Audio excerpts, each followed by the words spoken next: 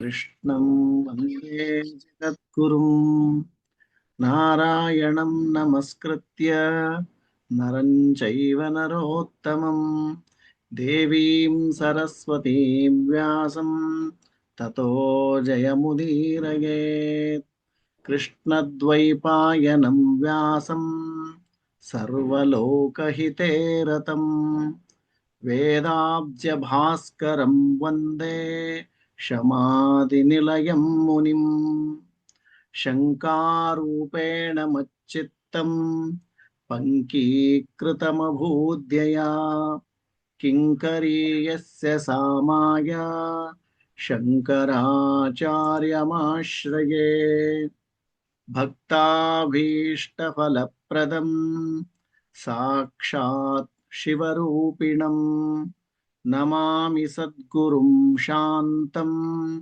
यतिराजं परं प्रभुं महाप्राज्ञं महातेजं शङ्कराद्वैतचिन्तकं भक्तिमुक्तिप्रदातारं बाबानन्दं तमाश्रये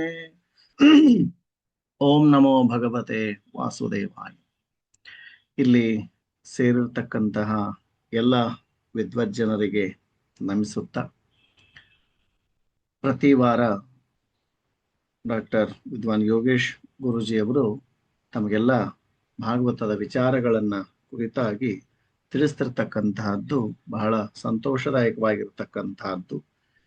ಅನೇಕ ಜನ ಈ ಒಂದು ಆನ್ಲೈನ್ ಮೂಲಕವಾಗಿ ಎಲ್ಲ ಹಿರಿಯರು ಈ ಒಂದು ಕಾರ್ಯಕ್ರಮದಲ್ಲಿ ಪಾಲ್ಗೊಂಡದ್ದು ಒಂದು ಬಹಳ ವಿಶೇಷ.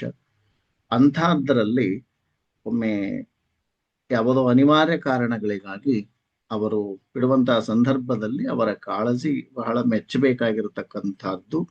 ಪಾಠ ನಿಲ್ಲಬಾರದು, ನಮ್ಮ ತೊಂದರೆಗಳಿಗೆ ಪಾಠ ನಿಲ್ಲಬಾರದು ಅನ್ನೋ ಕಾರಣಕ್ಕಾಗಿ ನಿನ್ನೆ ರಾತ್ರಿ ನನಗೊಂದು ವಿಚಾರವನ್ನ ತಿಳಿಸಿದ್ರು.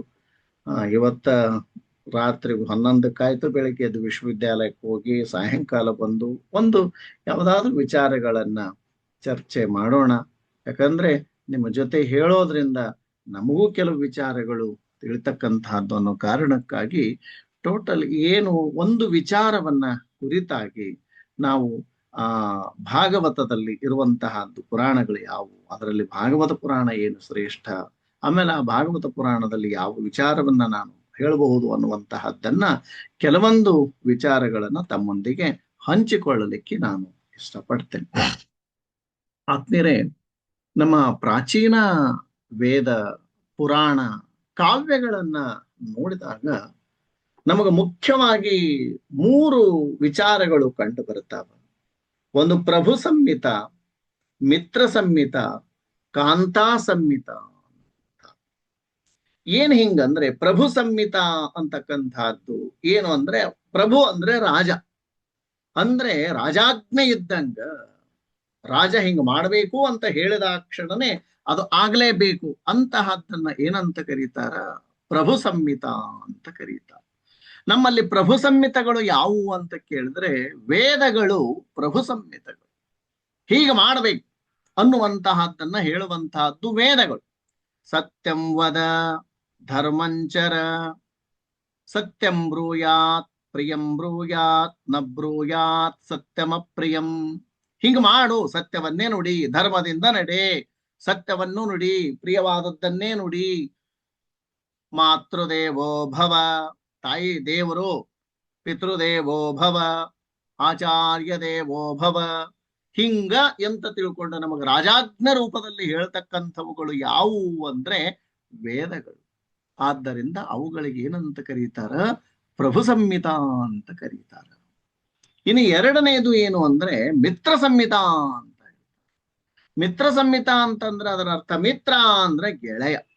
ಎಷ್ಟೋ ಬಾರಿ ನಿಮ್ಮ ಜೀವನದಲ್ಲಿ ಅನುಭವಕ್ಕೆ ಬಂದಿರಬೇಕು, ನಿಮಗ, ನಿಮ್ಮ ಮಕ್ಕಳಿಗೆ ಅಥವಾ ನಿಮ್ಮ ಬಾಜು ಮನೆಯವರಿಗೆ ಏನಾದ್ರೂ ಒಂದು ವಿಚಾರಗಳನ್ನು ಹೇಳ್ಬೇಕಾದ್ರೆ ಸ್ವತಃ ತಂದೆ ತಾಯಿಗಳಿಗೆ ಹೇಳಲಿಕ್ಕೆ ಆಗೋದಿಲ್ಲ. ಅವಾಗ ನಾವು ಮಾತಾಡ್ತಾ ಹೇಳ್ತಿರ್ತೀವಿ ಏನಪ್ಪ ಅಂದ್ರೆ, ಸ್ವಲ್ಪ ನಿಮ್ ಗೆಳೆಯನಿಗೆ ನೀನೇ ಬುದ್ಧಿ ಹೇಳಪ್ಪ, ನಮ್ಮ ಮಾತಂತೂ ಕೇಳ್ತಾ ಇಲ್ಲ. ಅಂದ್ರೆ ತಂದೆ ತಾಯಿಗಳ ಮಾತನ್ನ, ಹೆಂಡತಿಯ ಮಾತನ್ನ ಕೇಳದವನು ಗೆಳೆಯನ ಮಾತನ್ನ ಕೇಳ್ತಕ್ಕಂಥದ್ದಂದ್ರೆ ಅದು ಮಿತ್ರ ಸಂಹಿತ. ಗೆಳೆಯ ಮಾತು ಆ ರೀತಿಯಾಗಿರುತ್ತೆ. ಯಾಕೆ ಗೆಳೆಯನ ಮಾತು ಅದೇನು ವಿಶೇಷತೆ ಅಂತ ಕೇಳಿದ್ರೆ, ಆ ಗೆಳೆಯ ಅನೇಕ ದೃಷ್ಟಾಂತಗಳನ್ನ ಕೊಟ್ಟು ಅಲ್ಲಿ ಹೇಳ್ತಿರ್ತಾನೆ, ನೀನ್ ಈ ಕೆಲಸ ಮಾಡ್ಲಿಕ್ಕೆ ಹೊಂಟಿದೀಯಾ, ಇದನ್ನು ಮಾಡೋದ್ರಿಂದ ಈ ತೊಂದರೆಗಳು ನಿನಗಾಗ್ತಾವಂತ ಕೆಲವು ಕಥೆಗಳನ್ನ, ಕೆಲವು ದೃಷ್ಟಾಂತಗಳನ್ನ, ಅಂಥವುಗಳನ್ನ ಹೇಳಿ ಗೆಳೆಯನ ಮನಸ್ಸನ್ನ ಬದಲಿಸ್ತಕ್ಕಂತಹ ಕೆಲಸವನ್ನ ಮಾಡ್ತಾನೆ ಗೆಳೆಯ. ಆದ್ದರಿಂದ ಅದು ಮಿತ್ರ ಸಂಹಿತ ಅಂತ ಹೇಳ್ತಾರೆ. ಆ ಮಿತ್ರ ಸಂಹಿತದ ಕೆಲಸವನ್ನ ನಮ್ಮಲ್ಲಿ ಯಾವ ಮಾಡ್ತಾವಂದ್ರೆ ಪುರಾಣ ಮತ್ತು ಇತಿಹಾಸಗಳು ಮಿತ್ರ ಸಂಹಿತದ ಕೆಲಸವನ್ನ ಮಾಡ್ತಾವ. ವೇದಗಳು ಪ್ರಭು ಸಂಹಿತವಾದರೆ ಈ ಪುರಾಣಗಳು ಏನವಲ್ಲ ಮಿತ್ರ ಸಂಹಿತ ಅಂತ ಹೇಳ್ತಾರೆ. ಇನ್ನು ಮೂರನೇದು ಯಾವುದು ಅಂದ್ರೆ ಕಾಂತಾ ಸಂಹಿತ ಅಂತ ಹೇಳ್ತಾರೆ. ಕಾಂತಾ ಸಂಹಿತ ಅಂದ್ರೆ ಕಾಂತಾ ಸಂಹಿತ ಅಂತಂದ್ರೆ ಅದರ ಅರ್ಥನೇ ಏನು ಅಂದ್ರೆ, ಹೆಂಡತಿ ಹೇಳ್ತಕ್ಕಂತಹ ರೀತಿಯಲ್ಲಿ ತನ್ನ ನಯವಾದ ಮಾತುಗಳಿಂದ, ಪ್ರೀತಿಪೂರ್ವಕವಾಗಿರ್ತಕ್ಕಂತಹ ಮಾತುಗಳಿಂದ ಗಂಡನ ಮನಸ್ಸನ್ನ ತನ್ನೆಡೆಗೆ ಆಕರ್ಷಿಸಿ ಆತನಿಗೆ ಪ್ರೀತಿಪೂರ್ವಕವಾಗಿ ಏನು ಹೇಳ್ತಾಳಲ್ಲ ಅದನ್ನ ಏನಂತ ಕರೀತಾರ, ಕಾಂತಾ ಸಂಹಿತ ಅಂತ ಕರೀತಾರ. ಯಾವಾಗ್ಲೂ ಹಿಂಗೆರಿ. ನಾವು ಎಷ್ಟೋ ಬಾರಿ, ನೀವು ಸಣ್ಣವರಿದ್ದಾಗ, ನಾವು ಸಣ್ಣವರಿದ್ದಾಗ ಒಂದು ವಿಚಾರವನ್ನ ಮಾಡಿಕೊಳ್ರಿ. ನಾವು ಶಾಲೆಯಲ್ಲಿ ಏನಾದ್ರೂ ಟೂರು ಏನಾದ್ರೂ ಒಂದು ಇಟ್ಟಂತಹ ಸಂದರ್ಭದಲ್ಲಿ ನೇರವಾಗಿ ಅಪ್ಪನಿಗೆ ಕೇಳಲಿಕ್ಕೆ ಆಗ್ತಿರ್ಲಿಲ್ಲ. ನಮಗೆ ನಾವು ಟೂರಿಗೆ ಹೊಂಟಿವಿ, ಎಲ್ಲರೂ ಹೋಗ್ತೀವಿ, ನಾನು ಹೋಗ್ತೀವಿ. ಈಗಿನ ಮಕ್ಕಳು ಕೇಳ್ತಾರ್ರಿ. ಆದ್ರೆ ಆಗ ಆ ರೀತಿಯಾಗಿರ್ತಕ್ಕಂಥ ಧೈರ್ಯ ತಂದೆಗೆ ಕೇಳ್ತಿರ್ಲಿಲ್ಲ. ಅವಾಗ ಏನ್ ಮಾಡೋದು, ಯಾರ ಮುಂದೆ ಹೇಳೋದು, ತಾಯಿಯ ಮುಂದೆ. ಅಮ್ಮ ಎಲ್ಲರೂ ಹೊಂಟಾರ, ನಾ ಹೋಗಿ ಬರ್ತೀನವ್ವ ಅಂತ ಹೇಳಿದಾಗ, ಆಯ್ತು ಸುಮ್ನಿರ್ನ, ಎಲ್ಲ ನಿಮ್ಮ ಅಪ್ಪ ಹೇಳ್ತೀನಿ ಅಂತ ಹೇಳಿ ಆ ಕಾಂತೆಯಾದವಳು, ಇರ್ಲಿ ಬಿಡ್ರಿ ಲಾಸ್ಟ್ ವರ್ಷದ, ಎಲ್ಲರೂ ಹೊಂಟಾರ ಹೋಗಿ ಬರ್ಲಿ ಅಂತ ಹೇಳಿದಾಗ, ಆಯ್ತೋ ಹೋಗಿ ಬಾ, ನಾಡ್ ರೊಕ್ಕ ಕೊಡ್ತೀನಿ ಅಂತ ಆತ ಪರವಾನಿಗೆಯನ್ನ ಕೊಡ್ತಾನೆ. ಅಂದ್ರೆ ಹೆಂಡತಿಯಾದವಳು ತನ್ನ ಗಂಡನ ಮನಸ್ಸನ್ನ ಯಾವ ಸಂದರ್ಭದಲ್ಲಿ ಹೇಳಬೇಕು, ಹೆಂಗೆ ಹೇಳಬೇಕು, ಏನು ಹೇಳಬೇಕು ಅನ್ನೋದನ್ನ ಅವಳು ತಿಳ್ಕೊಂಡಿರ್ತಾಳೆ.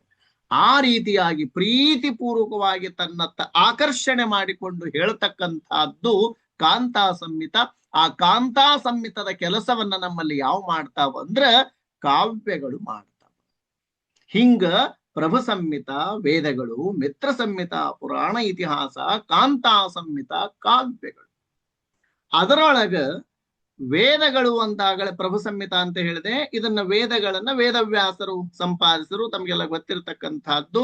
ಬಟ್ ವೇದ ರಚನೆ ಆಗ್ಲಿಲ್ಲ, ವೇದವನ್ನ ರಚಿಸಿದ್ರು ಅನ್ನೋಂಗಿಲ್ಲ, ವೇದಗಳನ್ನ ಸಂಪಾದಿಸಿದ್ರು. ಯಾಕಂದ್ರೆ ಅಪೌರುಷೇಯಗಳು ಅನ್ನುವಂತಹದ್ದು ತಮಗೆಲ್ಲ ಗೊತ್ತಿರುವಂತಹ ವಿಚಾರನೆ. ಹಂಗ ಅದನ್ನ ಆ ವೇದವ್ಯಾಸರು ಅದನ್ನ ಮಾಡಿದ್ರೆ, ಯಾಕಂದ್ರೆ ವ್ಯಾಸರು ಮಾಡಿರ್ತಕ್ಕಂತಹದ್ದು ದೊಡ್ಡ ಕಾರ್ಯ. ಅದಕ್ಕನೇ ಹೇಳ್ತಾರೆ ವ್ಯಾಸೋಚ್ಚಿಷ್ಟಂ ಜಗತ್ ಸರ್ವಂ ಅಂತ. ಈ ಜಗತ್ತಿನಲ್ಲಿ ಇರತಕ್ಕಂತಹದ್ದು ನಾವು ಏನು ಹೊಸತನ್ನ ಮಾಡ್ಲಿಕ್ಕೆ ಹೋದ್ರೂ ಆಗ್ತಾ ಇಲ್ಲ. ಯಾಕಂದ್ರೆ ಅದು ವ್ಯಾಸರ ಎಂಜಲು, ವ್ಯಾಸರ ಉಗುಳು ಅನ್ನುವಂತಹದ್ದು ಅರ್ಥ. ಏನು ಮಾಡಿದ್ರು ಅವ್ರು ಮಾಡೇ ಬಿಟ್ಟಾರ, ಅದನ್ನು ಮುಗದೆ ಹೋಗಿಬಿಟ್ಟರು. ಅದಕ್ಕೆ ವ್ಯಾಸೋಚ್ಚಿಷ್ಟಂ ಜಗತ್ ಸರ್ವಂ ಅಂತ ಹೇಳ್ತಾರೆ.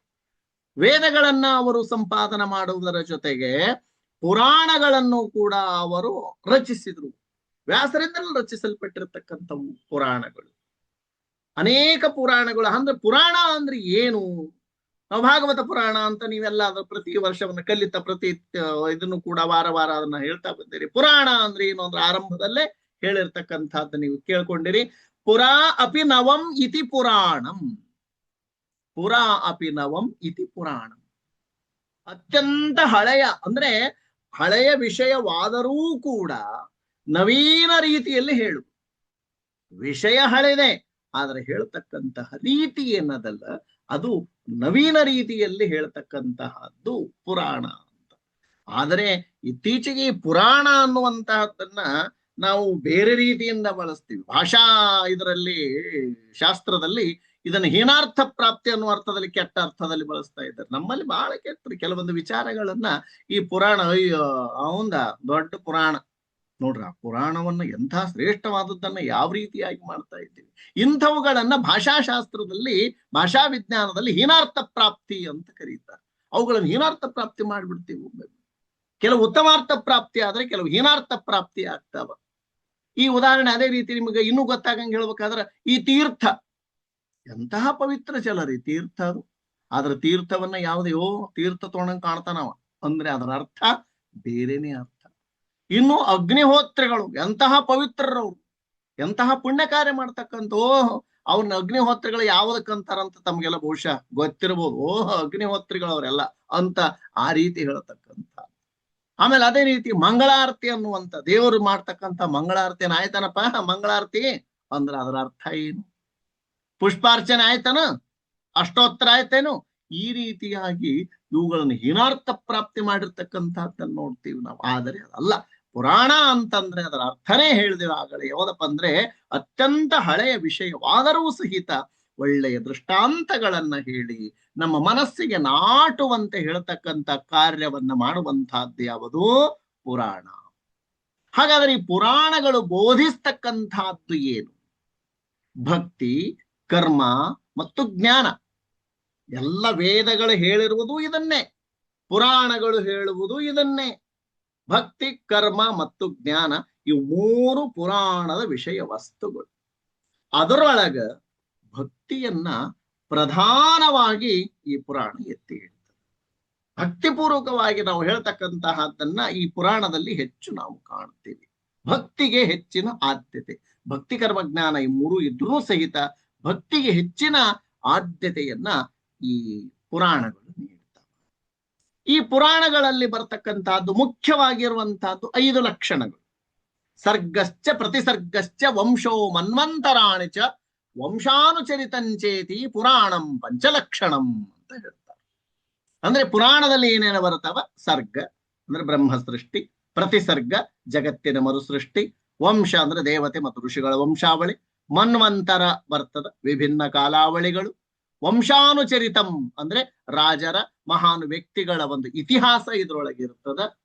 ಹಿಂಗ ಪುರಾಣಗಳು ಹೇಳುವಂತಹದ್ದು ಅದಕ್ಕೆ ಸರ್ಗ, ಪ್ರತಿಸರ್ಗ, ವಂಶ, ಮನ್ವಂತರ, ವಂಶಾನುಚರಿತ ಇವು ಪುರಾಣ ಪಂಚಲಕ್ಷಣಂ ಅಂತ ಹೇಳ್ತಾರೆ. ಈ 5 ಲಕ್ಷಣಗಳು ಉಳ್ಳದ್ದು ಪುರಾಣ ಅಂತ ಹೇಳ್ತಾರೆ. ಹಾಗೆ ಈ ಪುರಾಣಗಳು ಎಷ್ಟು ನಾವು ಹೇಳ್ಬೇಕಾದಾಗ ಇದೆಲ್ಲ ನಾವು ಉಪನಯನ ಸಂದರ್ಭದಲ್ಲಿ ಹೇಳುವಂತಹದ್ದು ಬಹುಶಃ ತಮ್ಗೆ ಗೊತ್ತಿರ್ಬೇಕು. 4 ವೇದ, 6 ಶಾಸ್ತ್ರ, 18 ಪುರಾಣ ಅನ್ನುವಂಥದ್ದು ಎಲ್ಲರಿಗೂ ಚಿರಪರಿಚಿತ. ಪುರಾಣಗಳೆಷ್ಟು? ಹಾಗಾದರೆ 18 ಪುರಾಣಗಳು. 18 ಪುರಾಣಗಳು ನಮಗೆ ಇರ್ತಕ್ಕಂತಹದ್ದು. ನಮ್ಮಲ್ಲಿ ಈ ಪುರಾಣಗಳನ್ನ ಎಲ್ಲ ಸೂತ್ರಗಳನ್ನ ನೆನ್ಪಿಡ್ಲಿಕ್ಕೆ ಅನೇಕ ವಿಚಾರಗಳನ್ನ ಎಲ್ಲ 18 ಹೆಂಗ್ ನೆನ್ಪಿಡ್ಬೇಕಪ್ಪ? ಹಿಂಗ ಸೂತ್ರಗಳನ್ನು ಹೇಳಿ ಸಂಕ್ಷಿಪ್ತ ಮಾಡಿರ್ತಕ್ಕಂತಹ ಹಿರಿಯರು ನಮಗೆ ಒಳ್ಳೆಯ ಅನುಕೂಲಗಳನ್ನ ಮಾಡಿಕೊಟ್ರು. 18 ಪುರಾಣಗಳು ಯಾವುವು? ಅದಕ್ಕ ಒಂದು 2 ಲೈನ್ಯಾಗ 2 ಸಾಲ್ಯಾಗ 18 ಪುರಾಣಗಳು ಹೆಂಗ ಅನ್ನೋದನ್ನ ಸೂಕ್ಷ್ಮವಾಗಿ ಅದನ್ನ ಹೇಳ್ತಕ್ಕಂತಹದ್ದನ್ನ ನಾವು ನೋಡ್ತೀವಿ. ಅದು ಯಾವುವು ಅಂದ್ರೆ ಮಧ್ವಯಂ ಬಧ್ವಯಂಚೈವ ಭ್ರತ್ರಯಂಚ ವ ಚತುಷ್ಟಯ, ಭ್ರತ್ರಯಂ ವ ಚತುಷ್ಟಯ ಅನಾಪಲಿಂಗಕೂಸ್ಕಾನಿ ಪುರಾಣಿ ಪ್ರಚಕ್ಷತೆ. ನೋಡಿ, ಇದನ್ನ ವಿವರಣೆ ಹೇಳ್ತೀನಿ. ಮಧ್ವಯಂ, ಮಧ್ವಯಂ ಅಂದ್ರೆ ಮಕಾರದಿಂದ ಆರಂಭವಾಗುವ 2, ದ್ವಯ ಅಂದ್ರೆ 2, ಮಕಾರದಿಂದ ಆರಂಭವಾಗುವ 2 ಪುರಾಣಗಳು ಯಾವುವು? ಮತ್ಸ್ಯ ಪುರಾಣ, ಮಾರ್ಕಂಡೇಯ ಪುರಾಣ. ಮಧ್ವಯಂ ಅಂತ ಅದನ್ನ 2 ಪುರಾಣ ಹೇಳಿ. ಎರಡನೇದ್ದು ಭದ್ವಯಂ, ಭದಿಂದ ಆರಂಭವಾಗುವ 2, ಮಧ್ವಯ, ಭದ್ವಯ. ಭದ್ವಯ ಯಾವುವು ಅಂದ್ರೆ ಭಾಗವತ ಪುರಾಣ, ಭವಿಷ್ಯ ಪುರಾಣ. ಇವು ಭದಿಂದ ಆರಂಭವಾಗತಕ್ಕಂಥ. ಮೂರನೇದ್ದು ಯಾವುದಂದ್ರೆ ಭ್ರತ್ರಯಂ, ಅಂದ್ರೆ ಬ್ರದಿಂದ ಆರಂಭವಾಗತಕ್ಕಂಥ ಭ್ರತ್ರಯಂ. 3 ಯಾವ್ಯಾವು? ಬ್ರಹ್ಮಪುರಾಣ, ಬ್ರಹ್ಮಾಂಡ ಪುರಾಣ, ಬ್ರಹ್ಮವೈವರ್ತ ಪುರಾಣ. 3 ಪುರಾಣಗಳು. 2, 2, 4, 3, ಎಷ್ಟದು? ಒಟ್ಟು 7 ಪುರಾಣಗಳು. ಆಮೇಲೆ ವಚತುಷ್ಟಯ ಅಂತ, ಓದಿಂದ ಆರಂಭವಾಗತಕ್ಕಂಥ 4 ಪುರಾಣಗಳು. ವಚತುಷ್ಟಯ ಯಾವ್ಯಾವು? ಅಂತಂದ್ರೆ ಯಾವುದೇ ಸ್ವರ ಬರಲಿ. ಓದಿಂದ ವಿಷ್ಣು ಪುರಾಣ, ವಾಯು ಪುರಾಣ, ವರಾಹ ಪುರಾಣ, ವಾಮನ ಪುರಾಣ. ಈ 4 ವಿಷ್ಣು, ವಾಯು, ವರಾಹ, ವಾಮನ ಪುರಾಣ ಅಂತ 4 ವಚತುಷ್ಟಯ ಅಂತ ಹೇಳ. ಇನ್ನ ಈ ಎಲ್ಲನೂ ಹಿಂಗೆಲ್ಲ ಹೇಳ್ಕೊತ ಬಂದ್ರು. ಮುಂದಿನೂ ಅದ್ ಲೆಕ್ಕ ಸಿಗಲಿಲ್ಲ ಸೂಕ್ತಿಕಾರನಿಗೆ, ಇವು ಸೂತ್ರವನ್ನು ಬರೆದಿರ್ತಕ್ಕಂಥವನಿಗೆ. ಅವಾಗ ಏನು ಮಾಡಿದ್ರು, ಈಗ ನಾವು ಲೈಬ್ರರಿ ಒಳಗೆ ಪುಸ್ತಕಗಳನ್ನ ಬಹುಶಃ ನೀವು ನೋಡಿರ್ಬೇಕು. ಲೈಬ್ರರಿ ಒಳಗೆ ಹೆಂಗ್ ಪುಸ್ತಕಗಳನ್ನ ಇಟ್ಟಿರ್ತಾರೆ ಅಂದ್ರೆ, ಇತಿಹಾಸ ಪುಸ್ತಕಗಳು, ಕನ್ನಡ ಪುಸ್ತಕಗಳು, ಕನ್ನಡ ಕಾದಂಬರಿಗಳು, ರಾಜಕೀಯ ಪುಸ್ತಕಗಳು, ಹಿಂಗೆಲ್ಲ ಪುಸ್ತಕಗಳನ್ನ ಸೆಕ್ಷನ್ ವೈಸ್ ಮಾಡ್ಕೋತ ಹೋಗಿರ್ತಾರೆ ಲೈಬ್ರರಿ. ಕೆಲವು ಪುಸ್ತಕಗಳು ಎಲ್ಲಿ ಹಾಕ್ಬೇಕಂತ ಗೊತ್ತಾಗಲ್ಲ, ಅದು ಯಾವ ಸೆಕ್ಷನ್ಗೆ ಸೇರ್ತದಂತ ಗೊತ್ತಾಗಲ್ಲ. ಆವಾಗ ಅದನ್ನ ಏನ್ ಮಾಡ್ತಾರ, ಸಂಕೀರ್ಣ ಪುಸ್ತಕಗಳು ಮುಗಿತು, ಎಲ್ಲಾನು ಅದ್ರೊಳಗೆ ಇರ್ತಾವ, ಉಳಿದು ಎಲ್ಲ ಅಲ್ಲವ ಅಂತ ಅರ್ಥ. ಹಂಗ ಇಲ್ಲಿ ಮಧ್ವಯ, ಬಧ್ವಯ, ಭ್ರತ್ರಯ, ಚತುಷ್ಟಯ ಅಂತ ಹೇಳ್ಕೋತ ಬಂದು ಉಳ್ದುಕೇನ್ ಹೇಳಬೇಕು. ಅವಾಗ ಒಂದ ಲೈನ್ನಾಗ ಹೇಳ್ಬಿಟ್ರು ಅದನ್ನ. ಹೆಂಗಂದ್ರೆ ಅನಾಪಲಿಂಗ ಕೂಸ್ಕಾನಿ, ಅನಾಪಲಿಂಗ ಕೂಸ್ಕಾನಿ ಅಂತ ಹೇಳಿ. ಅಂದ್ರೆ ಏನು, ಅಗ್ನಿ ಪುರಾಣ. ನ ಅಂದ್ರೆ ನಾರದ ಪುರಾಣ. ಪ ಅಂದ್ರೆ ಪದ್ಮ ಪುರಾಣ. ಲಿಂ ಅಂದ್ರೆ ಲಿಂಗ ಪುರಾಣ. ಗ ಅಂದ್ರೆ ಗರುಡ ಪುರಾಣ. ಕು ಅಂದ್ರೆ ಕೂರ್ಮ ಪುರಾಣ. ಸ್ಕ ಅಂದ್ರೆ ಸ್ಕಂದ ಪುರಾಣ. ಹಿಂಗ ಲಿಂಗ ಕೂಸ್ಕಾನಿ, ಅನಾಪಲಿಂಗ ಕೂಸ್ಕಾನಿ ಪುರಾಣಾನಿ ಪ್ರಚಕ್ಷತೆ ಅಂತ ಒಟ್ಟು 18 ಪುರಾಣಗಳನ್ನ ಇಲ್ಲಿ ಹೇಳಲಾಗಿರ್ತಕ್ಕಂಥದ್ದು. ಆಮೇಲೆ ಈ ಪುರಾಣಗಳು ಏನು ವಿಶೇಷತೆ, ಒಂದೊಂದು ಪುರಾಣಗಳು ಕೂಡ ಒಂದೊಂದು ವೈಶಿಷ್ಟ್ಯವನ್ನ ಹೊಂದಿರತಕ್ಕಂಥವುಗಳು. ಈ ಪುರಾಣಗಳ ಪರಿಚಯವನ್ನು ನಾವು ನೋಡ್ತಾ ಹೋದ್ರೆ, ಬ್ರಹ್ಮಪುರಾಣ ಅನ್ನುವಂಥದ್ದು, ಇದರಲ್ಲಿ ಒಟ್ಟು 12,000 ಶ್ಲೋಕಗಳು ಉಳ್ಳಂತಹದ್ದು ಈ ಬ್ರಹ್ಮಪುರಾಣ. ಇದರಲ್ಲಿ 245 ಅಧ್ಯಾಯಗಳೊಂದಿಗೆ ಜಗದೊಡೆಯನಾಗಿರತಕ್ಕಂತಹ ಒಂದು ವಿಷ್ಣುವಿನ ಪುರಾಣವನ್ನ, ಮಹಿಮೆಯನ್ನ ಕೂಡ ಇಲ್ಲಿ ವರ್ಣಿಸಲಾಗ್ಯದ. ಬ್ರಹ್ಮನನ್ನ ಕುರಿತು ಹೇಳಲಾಗಿರ್ತಕ್ಕಂಥದ್ದು. ಇನ್ನು ಎರಡನೇದು ಯಾವುದಂದ್ರೆ ಪದ್ಮ ಪುರಾಣ. ಪುರಾಣಗಳಲ್ಲೇ ಬಹಳ ಮಹತ್ವ ಆಗಿರತಕ್ಕಂಥದ್ದು ಈ ಯಾವುದು, ಪದ್ಮ ಪುರಾಣ. ಇಲ್ಲಿ ಸೃಷ್ಟಿ, ಆ ಖಂಡಗಳನ್ನು ಹೆಂಗ ವಿವರಣೆ ಮಾಡ್ಯಾರಪ್ಪ ಅಂತ ಕೇಳಿದ್ರೆ, ಸೃಷ್ಟಿ ಖಂಡ, ಭೂಮಿ ಖಂಡ, ಪಾತಾಳ ಖಂಡ, ಉತ್ತರ ಖಂಡ ಅಂತ 4 ಮಹತ್ತರವಾಗಿರತಕ್ಕಂಥ ಖಂಡಗಳನ್ನ ಇದು ಒಳಗೊಂಡದ. ಈ ಪುರಾಣದಲ್ಲಿ, ಪದ್ಮ ಪುರಾಣದಲ್ಲಿ 55,000 ಬೃಹತ್ತು ಸ್ತೋತ್ರಗಳಿದ್ದು ವಿಷ್ಣು ಪರವಾಗಿರ್ತಕ್ಕಂತಹ ಪುರಾಣ. ವಿಷ್ಣು ಪರವಾಗಿರ್ತಕ್ಕಂಥ ಪುರಾಣಗಳೇ ಇಲ್ಲೆಲ್ಲ ಇರ್ತಕ್ಕಂಥದ್ದು ಹೆಚ್ಚಾಗಿ. ಆಮೇಲೆ ಹೆಸರು, ಇದು ಪದ್ಮ ಪುರಾಣ. ಇನ್ನ ಮುಂದೇನು ಬ್ರಹ್ಮಪುರಾಣ, ಪದ್ಮಪುರಾಣ, ವಿಷ್ಣು ಪುರಾಣ. ಹೆಸರೇ ಹೇಳ್ತದ, ಮತ್ತೇನ್ ಕೇಳೋದಲ್ಲಿ. ವಿಷ್ಣು ಪುರಾಣ ಹೆಸರೇ ಹೇಳುವಂತೆ ಮಹಾವಿಷ್ಣುವಿನ ಸರ್ವೋತ್ಕೃಷ್ಟತೆಯನ್ನ ಎತ್ತಿ ತೋರಿಸ್ತಕ್ಕಂತಹ ಈ ಪುರಾಣ 13,000 ಶ್ಲೋಕಗಳನ್ನ ಹೊಂದಿರತಕ್ಕಂತಹದ್ದು ಯಾವುದು, ಈ ವಿಷ್ಣು ಪುರಾಣ ಅನ್ನುವಂತಹ. ಇನ್ನ 4ನೇದ್ದು ಯಾವುದು ಅಂದ್ರೆ ಶಿವಪುರಾಣ.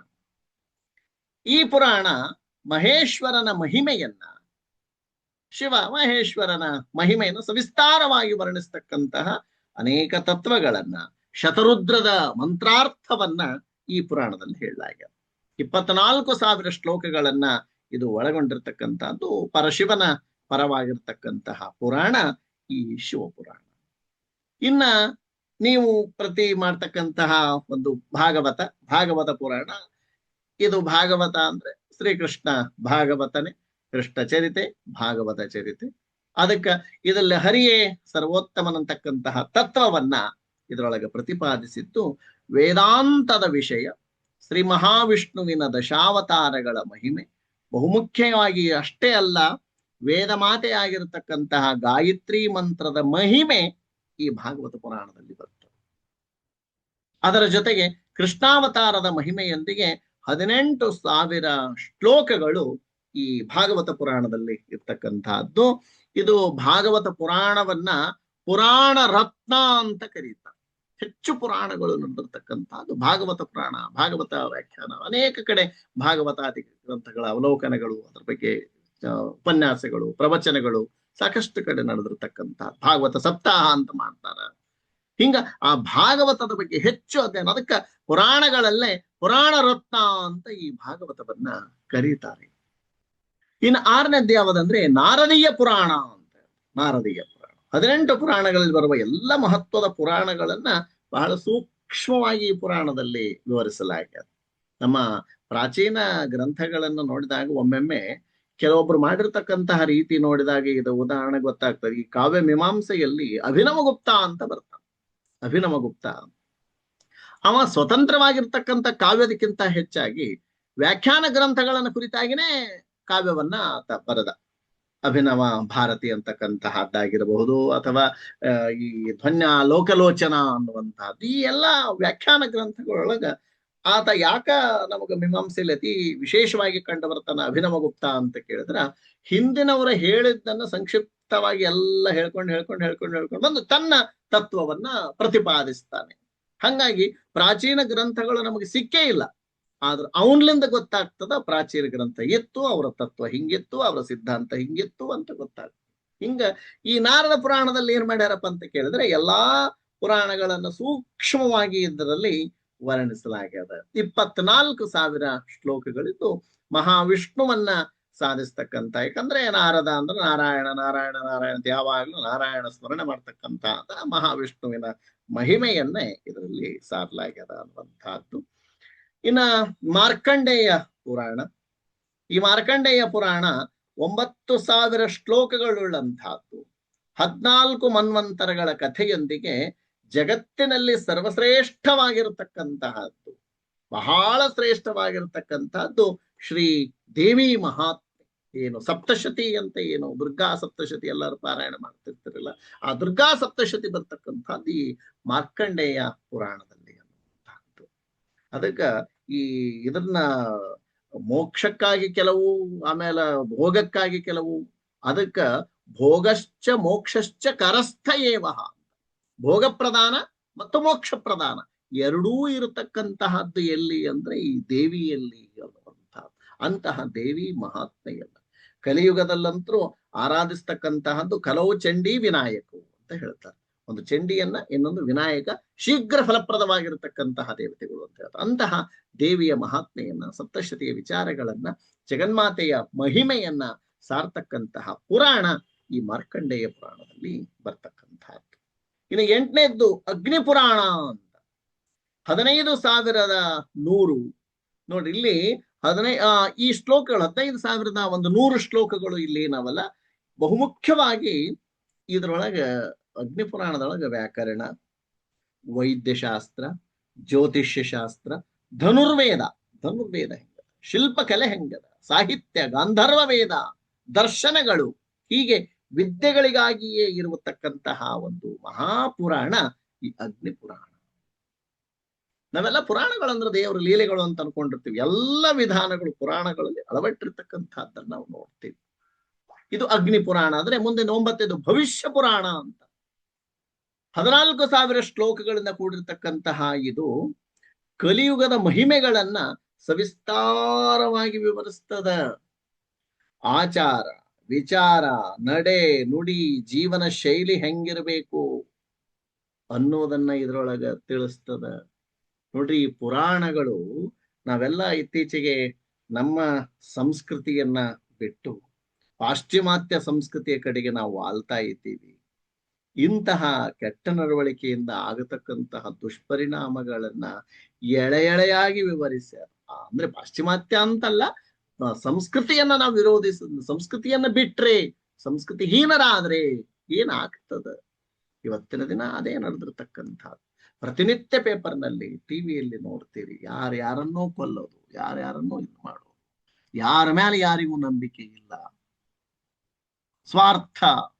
ಇಂತಹ ಪ್ರಪಂಚದಲ್ಲಿ ಸಂಸ್ಕೃತಿಯಿಂದ ನಾವು ಹೇಗೆ ಬಾಳ್ಬೇಕು ಅನ್ನುವುದು ಹೆಸರೇ ಹೇಳ್ತದೆ ಭವಿಷ್ಯ ಪುರಾಣ.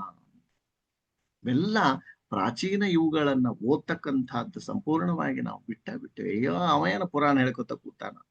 ಹಿಂಗ ನಮ್ಮನ್ನ ನಾವನ ಇದನ್ನ ಮಾಡೋ ಕಾರಣಕ್ಕಾಗಿನೇ ಇವತ್ತಿನ ದಿನ ಈ ಹಂತಕ್ಕೆ ನಾವು ತಲುಪಿರ್ತಕ್ಕಂಥದ್ದು.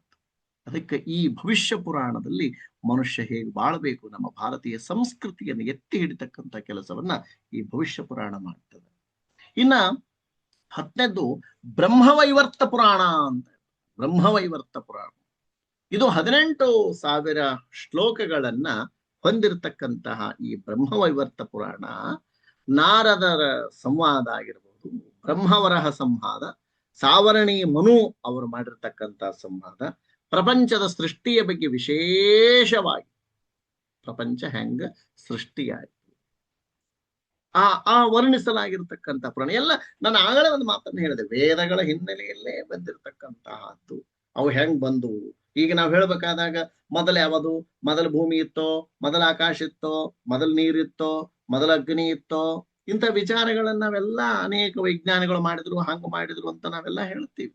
ಅದು ನಮ್ಮ ವೇದ ಪುರಾಣಗಳಲ್ಲಿ ಹೇಳಿರ್ತಕ್ಕಂಥ ಆಕಾಶಾದ್ವಾಯು ವಾಯೋರಗ್ನಿ ಅಗ್ನೇರಾಪ ಅದ್ವ್ಯಃ ಪೃಥಿವೀ ಪೃಥಿವ್ಯಾವೋಷಧಯ ಓಷಧೀಭ್ಯೋನ್ನಂ ಅನ್ನಾತ್ ಪುರುಷಃ. ಅಂದ್ರೆ ಮೊದಲು ಏನೇನು ಬಂತು? ಎಷ್ಟು ಚಂದ ವೇದಗಳು ಉಪನಿಷತ್ತುಗಳು ಅವುಗಳನ್ನ ಹೇಳ್ಕೋತ ಬಂದವ ನಮ್ಮಲ್ಲಿ. ಇತ್ತೀಚೆಗೆ ನಾವು ಏನಾಗಿಬಿಟ್ಟದ ಅಂತ ಕೇಳಿದ್ರೆ, ಪುನಃ ಇವುಗಳನ್ನ ಅಧ್ಯಯನ ಮಾಡೋದ್ರ ಜೊತೆಗೆ ಇವತ್ತಿನ ಕಾಲಮಾನದಲ್ಲಿ ಏನಾಗ್ತಾ ಇದೆ ನಮಗ, ಇವುಗಳೆಲ್ಲಾನು ನಮ್ಮಲ್ಲಿ ಅವ. ಆದರೆ ಏನಾಗ್ಬಿಟ್ಟದ ಅಂತ ಕೇಳಿದ್ರೆ, ನಾವು ಇವುಗಳನ್ನ ಪಬ್ಲಿಕ್ ಮಾಡ್ಲಿಲ್ಲೋ ಏನೋ ಗೊತ್ತಿಲ್ಲ. ಇವುಗಳನ್ನೇ ಓದಿಕೊಂಡು ಹೊರಗಿನವರು ಅದನ್ನ ಹೇಳಿದ ಮ್ಯಾಲ ನಾವೇನಾಗ್ಬಿಟ್ಟಿವಪ್ಪ ಅಂದ್ರೆ, ಓ ಹೌದಾ ಇದು ನಮ್ಮಲ್ಲೇ ಅದ ಅಂತ ಹೇಳ್ತಕ್ಕಂಥ. ಯಾಕಂದ್ರೆ ನಮ್ಮ ಗುಣನೇ ಹೆಂಗ, ಭಾರತೀಯರ ಗುಣನೇ ಹೆಂಗ ಅಂತ ಕೇಳಿದ್ರೆ, ಗುಪ್ತೋ ಮುಕ್ತ ಪ್ರಕಟೋ ಭ್ರಷ್ಟ. ಗುಪ್ತವಾಗಿಡಬೇಕು. ಯಾವ ಗುಪ್ತವಾಗಿಡ್ತಾನೋ ಅವ ಮುಕ್ತನಾಗ್ತಾನೆ, ಯಾವ ಪ್ರಕಟ ಮಾಡ್ತಾನೆ ಅವ ಭ್ರಷ್ಟನಾಗ್ತಾನೆ. ಹಿಂಗ ಗುಪ್ತೋ ಮುಕ್ತ ಪ್ರಕಟೋ ಭ್ರಷ್ಟ. ಅದಕ್ಕಾಗಿ ನಾವು ಕೆಲವೊಂದು ಮುಕ್ತವಾಗಿ ಹೇಳೋದೇ ಇಲ್ಲ. ಇನ್ನಾದ್ರೂ ಸಹಿತ ಯಾರಾದ್ರೂ ಆಯುರ್ವೇದ ಔಷಧಿ ಗಿಡಮೂಲಿಕೆಗಳನ್ನ ಬಳಸ್ತಿದ್ರೆ ಆ ಗಿಡಮೂಲಿಕೆಯ ಹೆಸರನ್ನ ಹೇಳೋದಿಲ್ರಿ ಇನ್ನೂ ಕೂಡ. ಅದು ಹೆಸರು ಹೇಳಬಾರ್ದು. ಹೆಸರು ಹೇಳಿದ್ರೆ ಅದರಲ್ಲಿ ಔಷಧೀಯ ಗುಣ ಕಡಿಮೆ ಆಗುತ್ತದ. ಈ ರೀತಿಯಾಗಿರ್ತಕ್ಕಂಥ ಕೆಲವು ವಿಚಾರಗಳು ನಮ್ಮಲ್ಲಿ ಅವ. ಯಾಕಂದ್ರೆ ನಮ್ಮಲ್ಲಿ ಅದನ್ನ ನಾ ಮಾಡಿದೆ ಅಂತಕ್ಕಂಥ ಹೇಳುವಂತಹ ಒಂದು ಇದನ್ನೂ ಇರ್ತಿರ್ಲಿಲ್ಲ. ಆ ರೀತಿಯಾಗಿ ನಮ್ಮ ಒಂದು ಈ ನಿಸ್ವಾರ್ಥ ಭಾವ, ನಮ್ಮ ಇರ್ತಕ್ಕಂಥ ಈ ಭಾವದಿಂದ ಎಷ್ಟೋ ವಿಚಾರಗಳು ಏನಾಗ್ಬಿಟ್ಟವಪ್ಪ ಅಂದ್ರೆ, ಅದನ್ನ ಕ್ರೆಡಿಟ್ ಅನ್ನ ಯಾರೋ ಪಡ್ಕೊಂಡು. ನಾವು ಇನ್ನಾದ್ರೂ ಸಹಿತ ಈ ಸಹಜವಾಗಿ ಮಾತಾಡ್ಬೇಕಾದಾಗ ಮಕ್ಕಳಿಗೆ ಶಾಲೆಯಲ್ಲಿ ಕೇಳ್ರಿ, ವಿಮಾನವನ್ನ ಕಂಡು ಹಿಡಿದವ್ರು ಯಾರಪ್ಪ ಅಂತ ಕೇಳಿದ್ರೆ ಅವ್ರು ಹೇಳ್ತಾರ, ರೈಟ್ ಸಹೋದರರು. ವಿಮಾನವನ್ನ ಕಂಡು ಹಿಡಿದವ್ರು ಯಾರು? ರೈಟ್ ಸಹೋದರ. ಅವರಿಗೆ ಎರಡನೇ ಪ್ರಶ್ನೆಯನ್ನ ಕೇಳ್ರಿ, ಏನಂದ್ರೆ ಸೀತಾಮಾತೆಯನ್ನ ರಾವಣ ಹೆಂಗ ಕದ್ದೊಯ್ದ ಅಂತ ಪ್ರಶ್ನೆ ಕೇಳಿದಾಗ ಪುಷ್ಪಕ ವಿಮಾನದಲ್ಲಿ ಉತ್ತರ ಕೊಡ್ತೀವಿ. ಮತ್ತೆ ರೈಟ್ ಈ ಸಹೋದರ ಇದ್ದದ್ದು ಯಾವಾಗ? ರಾಮಾಯಣದ ಕಾಲ ಯಾವಾಗ? ನಮ್ಮವ್ರ ಮೊದಲು ಇತ್ತು ಅಂದಂಗಾಯ್ತಲ್ಲ. ಹೀಗೆ ಎಲ್ಲಾನು ನಮ್ಮಲ್ಲಿರ್ತಕ್ಕಂಥದ್ದು. ಆಮೇಲೆ ಅವ್ರು ಹೇಳಿದ ಮೇಲೆ ಇದು ನಮ್ಮ ವೇದದಲ್ಲಿ ಅದ, ನಮ್ಮ ಉಪನಿಷತ್ನಲ್ಲಿ ಅದ, ನಮ್ಮ ಪುರಾಣದಲ್ಲೇ ಅದ. ಯಾಕ ಅವ್ರನ್ನು ಅದನ್ನು ಮೊದಲು ಹೇಳಿಬಿಡ್ತಾರ ಅವ್ರ ಪಬ್ಲಿಕ್. ಆದ್ರೆ ನಮ್ಮ ಗುಣ ಹೆಂಗ? ಭಾರತೀಯರ ಗುಣ ಆಗಲೇ ಹೇಳಿದೆ, ಗುಪ್ತೋ ಮುಕ್ತ ಪ್ರಕಟೋ ಭ್ರಷ್ಟ. ಈ ಗುಣ ನಮ್ಮ. ಅದನ್ನೇ ಇಲ್ಲಿ ಸೃಷ್ಟಿ ಹೆಂಗಾಯ್ತು ಏನು ಈ ವಿವರವಾಗಿರ್ತಕ್ಕಂಥ ಬ್ರಹ್ಮವೈವರ್ತ ಪುರಾಣದಲ್ಲಿ ನಾವು ಕಾಣ್ತೀವಿ. ಇನ್ನ ಲಿಂಗ ಪುರಾಣ ಅಂತ 11ನೇದ್ದು ಲಿಂಗ ಪುರಾಣ. ಈ ಲಿಂಗ ಪುರಾಣ ಪರಶಿವನಿಗೆ ಅತಿ ಪ್ರಿಯವಾಗಿರತಕ್ಕಂತಹ ಪುರಾಣ. ಇದು 12,000 ಶ್ಲೋಕಗಳನ್ನ ಹೊಂದಿರತಕ್ಕಂಥ ಈ ಲಿಂಗ ಪುರಾಣ. ಇದರಲ್ಲಿ ಶಿವಲಿಂಗದ ಲಕ್ಷಣ ಏನು, ಲಿಂಗದ ವೈಶಿಷ್ಟ್ಯ ಏನು, ಸದಾಶಿವನ ಮಹಿಮೆ ಏನು, ಶಿವನ ಮಹಿಮೆ ಏನು. ನಾವು ಶತರುದ್ರೀಯ ಮಂತ್ರಗಳನ್ನ ಹೇಳ್ತೀವಿ. ಶತರುದ್ರೀಯ ಜಪೇ ವಿನಿಯೋಗ ಅಂತ ಪ್ರಾರಂಭ ಮಾಡ್ತೀವಿ. ಅದು ಅಂದ್ರೆ ಆ ಶತರುದ್ರೀಯ ಮಂತ್ರಗಳನ್ನು ಒಳಗೊಂಡಿರ್ತಕ್ಕಂತಹ ಪುರಾಣ, ಅದರ ಮಹತ್ವ ಏನು ಅನ್ನೋದನ್ನ ಈ ಲಿಂಗ ಪುರಾಣ ನಮಗೆ ತಿಳಿಸ್ತದೆ. ಇನ್ನು ತದನಂತರ ಬರ್ತಕ್ಕಂಥದ್ದು ವರಾಹ ಪುರಾಣ ಅನ್ನುವಂಥ. ಈ ವರಾಹ ಪುರಾಣ 24,000 ಶ್ಲೋಕಗಳನ್ನ ಹೊಂದಿರತಕ್ಕಂಥ ಈ ವರಾಹ ಪುರಾಣ ಶ್ವೇತ ವರಾಹ ಕಲ್ಪದ ಕಥೆಗಳು, ಮಹಾವಿಷ್ಣುವಿನ ಅವತಾರದ ಒಂದು ಮಹಿಮೆ, ಮಹಾವಿಷ್ಣುವಿನ ಪರವಾಗಿರತಕ್ಕಂತಹ ಪುರಾಣ. ಇದು ಕೂಡ ವಿಷ್ಣು ಪರವಾಗಿರ್ತಕ್ಕಂತಹ ಪುರಾಣಗಳೇ ನಮ್ಮಲ್ಲಿ ಹೆಚ್ಚು ಕಂಡು ಬರ್ತಾವಂತ ಹೇಳಿ ವರಾಹ ಪುರಾಣನು ಕೂಡ ಅದೇ ಇರುವಂತಹದ್ದು. ವರಾಹ ವಿಷ್ಣುವಿನ ಅವತಾರಗಳಲ್ಲಿ ಒಂದು. ಇನ್ನ ಮುಂದೆ ಬಂದಿರತಕ್ಕಂತಹದ್ದು ಸ್ಕಂದ ಪುರಾಣ. ಪುರಾಣಗಳಲ್ಲೇ ಬಹುದೊಡ್ಡ ಪುರಾಣ, ಅತಿ ದೊಡ್ಡ ಪುರಾಣ ಯಾವುದಪ್ಪ ಅಂತ ಕೇಳಿದ್ರೆ ಸ್ಕಂದ ಪುರಾಣ. 18,000 ಶ್ಲೋಕಗಳನ್ನು ಹೊಂದಿರತಕ್ಕಂಥ ಈ ಬೃಹತ್ ಪುರಾಣ. ಇದರಲ್ಲಿ ವಿಶೇಷತೆ ಏನಂದ್ರೆ, ಭರತ ಭೂಮಿಯ ಸಮಸ್ತ ತೀರ್ಥಕ್ಷೇತ್ರಗಳು, ಭರತ ಭೂಮಿಯಲ್ಲಿರ್ತಕ್ಕಂಥ ಸಮರ್ಥ ಎಲ್ಲ ತೀರ್ಥಕ್ಷೇತ್ರಗಳೇನವಲ್ಲ, ಆ ತೀರ್ಥಕ್ಷೇತ್ರಗಳ ಮಹಿಮೆಯನ್ನ ಇಲ್ಲಿ ವರ್ಣಿಸಲಾಗಿದೆ. ನಾವೆಲ್ಲನೂ ಕೂಡ ಈ ತೀರ್ಥಕ್ಷೇತ್ರಗಳನ್ನ ಸುಮ್ಮನೆ ಮಾಡಿಲ್ರಿ. ಈ ಜ್ಯೋತಿರ್ಲಿಂಗಗಳನ್ನ ಮಾಡಬೇಕಾದಾಗ ಯಾವ ಜ್ಯೋತಿರ್ಲಿಂಗಗಳು ಎಲ್ಲೆಲ್ಲಿ, ಯಾವ ದಿಕ್ಕಿಗೆ, ಏನು, ಎಷ್ಟು ಒಂದರಿಂದ ಒಂದು ಎಷ್ಟು ಅಂತರದ, ಅದನ್ನೆಲ್ಲ ಈಗ ಕಂಡು ಹಿಡಿದು ಗಾಬರಿ ಆಗ್ಲಿಕ್ಕತ್ತಾರೆ ನಮ್ಮಲ್ಲಿ. ಆ ಎಲ್ಲ ವಿಚಾರಗಳನ್ನ ಹಾಗೆ ಮಾಡಿರ್ತಕ್ಕಂಥ ಆ ಕ್ಷೇತ್ರಗಳ ಮಹಿಮೆಯನ್ನು ವರ್ಣನೆಯನ್ನು ಒಳಗೊಂಡಿರ್ತಕ್ಕಂಥದ್ದು. ಅದರ ಜೊತೆಗೆ ಮಾನವರು ದೇವರ ಕುರಿತು ಮಾಡಬೇಕಾಗಿರತಕ್ಕಂತಹ ವೃತಗಳು ಯಾವುವು, ಪೂಜೆಗಳು ಯಾವುವು, ಆಮೇಲೆ ಅದರ ಜೊತೆಗೆ ಶಿವನ ಪರವಾಗಿರತಕ್ಕಂಥ ಪುರಾಣದಾಗ ಇದು ಮಹೇಶ್ವರನ ಮಹಿಮೆಯನ್ನ ಕೂಡ ಇದು ಸಾರಿ ಹೇಳ್ತದೆ. ಅಷ್ಟೇ ಅಲ್ಲ, ಈ ಪುರಾಣದಲ್ಲಿ ಧಾರ್ಮಿಕ ವಿಶೇಷತೆಗಳನ್ನ ವರ್ಣಿಸಲಾಗಿದೆ. ಧರ್ಮ ಅಂದ್ರೆ ಏನು, ಧರ್ಮವನ್ನು ಹೆಂಗೆ ಪಾಲಿಸ್ಬೇಕು ಅನ್ನುವಂತ ಇದ್ರೊಳಗನ ಒಂದು ಪ್ರತ್ಯೇಕವಾಗಿ ಮತ್ತೆ ಇದು ಬರ್ತದೆ, ಬ್ರಹ್ಮೋತ್ತರ ಖಂಡ ಅಂತ ಬರ್ತದೆ. ಬ್ರಹ್ಮೋತ್ತರ ಖಂಡ ಅಂತ ಒಂದು ಭಾಗ. ಆ ಭಾಗದಲ್ಲಿ ನಾವೆಲ್ಲ ಪ್ರತಿ ತಿಂಗಳು, ಪ್ರತಿ ವಾರ, ಪ್ರತಿ ವರ್ಷ ಮಾಡ್ತಕ್ಕಂತಹದ್ದು ಸ್ಕಂದ ಪುರಾಣ, ರೇವಾಖಂಡೆ, ವೃತಕಥಾ, ಶ್ರೀ ಸತ್ಯನಾರಾಯಣ ವೃತಕಥಾ ಅಂತ ಹೇಳ್ತೀವಿ ನಾವು, ಸ್ಕಂದ ಪುರಾಣ ಅಂತ ಹೇಳ್ತೀವಲ್ಲ ಕೊನೆಗೆ. ಹಂಗ ಸತ್ಯನಾರಾಯಣ ಸ್ವಾಮಿಯ ವೃತದ ಬಗ್ಗೆ ಯಾವ ಪುರಾಣ ಹೇಳ್ತಂದ್ರೆ ಈ ಸ್ಕಂದ ಪುರಾಣ. ಸತ್ಯನಾರಾಯಣ ವೃತದ ಅದ್ರ ಮಹತ್ವ, ಕಲಿಯುಗದಲ್ಲಿ ಈ ಸತ್ಯ ದೇವನ ಯಾವ ರೀತಿ ಪೂಜಿಸ್ಬೇಕು ಅನ್ನುವಂತಹದ್ದು ಬರುವಂತ ಬಹಳ ಪ್ರಸಿದ್ಧವಾಗಿರ್ತಕ್ಕಂಥ ಈ ಸ್ಕಂದ ಪುರಾಣ ಹೇಳ್ತಕ್ಕಂತಹದ್ದು. ದೇವರ ಮಹಿಮೆ, ಅವನು ಪೂಜಿಸಿದ್ರೆ ನಮಗೆ ಆಗ್ತಕ್ಕಂಥ ಲಾಭಗಳು ಏನು, ಎಲ್ಲ ವಿಚಾರಗಳು ಈ ಸ್ಕಂದ ಪುರಾಣದಲ್ಲಿ ಇರುವಂತಹದ್ದು. ಇನ್ನ ಮುಂದೆ ಬರತಕ್ಕಂಥದ್ದು ವಾಮನ ಪುರಾಣ ಅಂತ ಬರ್ತದೆ. ಈ ವಾಮನ ಪುರಾಣ 10,000 ಶ್ಲೋಕಗಳನ್ನ ಒಳಗೊಂಡಿರ್ತಕ್ಕಂಥದ್ದು ಈ ವಾಮನ ಪುರಾಣ.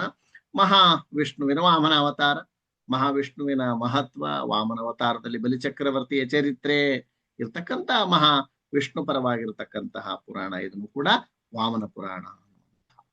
ಇನ್ನು ಮತ್ತೆ ಬರುವಂತಹದ್ದು ಕೂರ್ಮ ಪುರಾಣ, ಮತ್ತೆ ಕೂರ್ಮ ಅವತಾರ. ಇಲ್ಲಿ 17,000 ಶ್ಲೋಕಗಳಿಂದ ಕೂಡಿರ್ತಕ್ಕಂಥ ಈ ಕೂರ್ಮ ಪುರಾಣ. ಇಲ್ಲಿ ವಿಶೇಷತೆ ಏನಂದ್ರೆ ಹಲವರೇ ಕೂರ್ಮ ಪುರಾಣ ಅಂದ್ರೆ ಕೂರ್ಮಾವತಾರ ಅಂತ ಅಷ್ಟೇ ಹೇಳೋದಂತಲ್ಲ, ಅದರ ಜೊತೆಗೆ ತಂತ್ರಶಾಸ್ತ್ರವಿದೆ ಬಹಳ ಪ್ರಸಿದ್ಧ ನಮ್ಮ ಭಾರತದಲ್ಲಿ. ಆ ತಂತ್ರಶಾಸ್ತ್ರದ ಮಹತ್ವವನ್ನ ಇಲ್ಲಿ ತಿಳಿಸಲಾಗ್ತದೆ. ಅದರ ಜೊತೆಗೆ ಈ ಸಮುದ್ರ ಮಥನದ ಕತೆ, ಕೂರ್ಮಾವತಾರದ ಮಹಿಮೆ, ಅವುಗಳನ್ನೆಲ್ಲ ಇಲ್ಲಿ ವರ್ಣಿಸಲಾಗಿದೆ. ಸಮುದ್ರ ಮಥನ ಹೆಂಗಾಯ್ತು, ಕಾರಣ ಏನು, ಅದ್ರಲ್ಲಿ ಯಾರು ಗೆದ್ರು, ಏನಾಯ್ತು, ಅದೆಲ್ಲ ಕತೆ ಈ ಕೂರ್ಮ ಪುರಾಣದಲ್ಲೇ ಬರುವಂತಹ. ಇನ್ನು ನೆಕ್ಸ್ಟ್ ಮತ್ಸ್ಯ ಪುರಾಣ.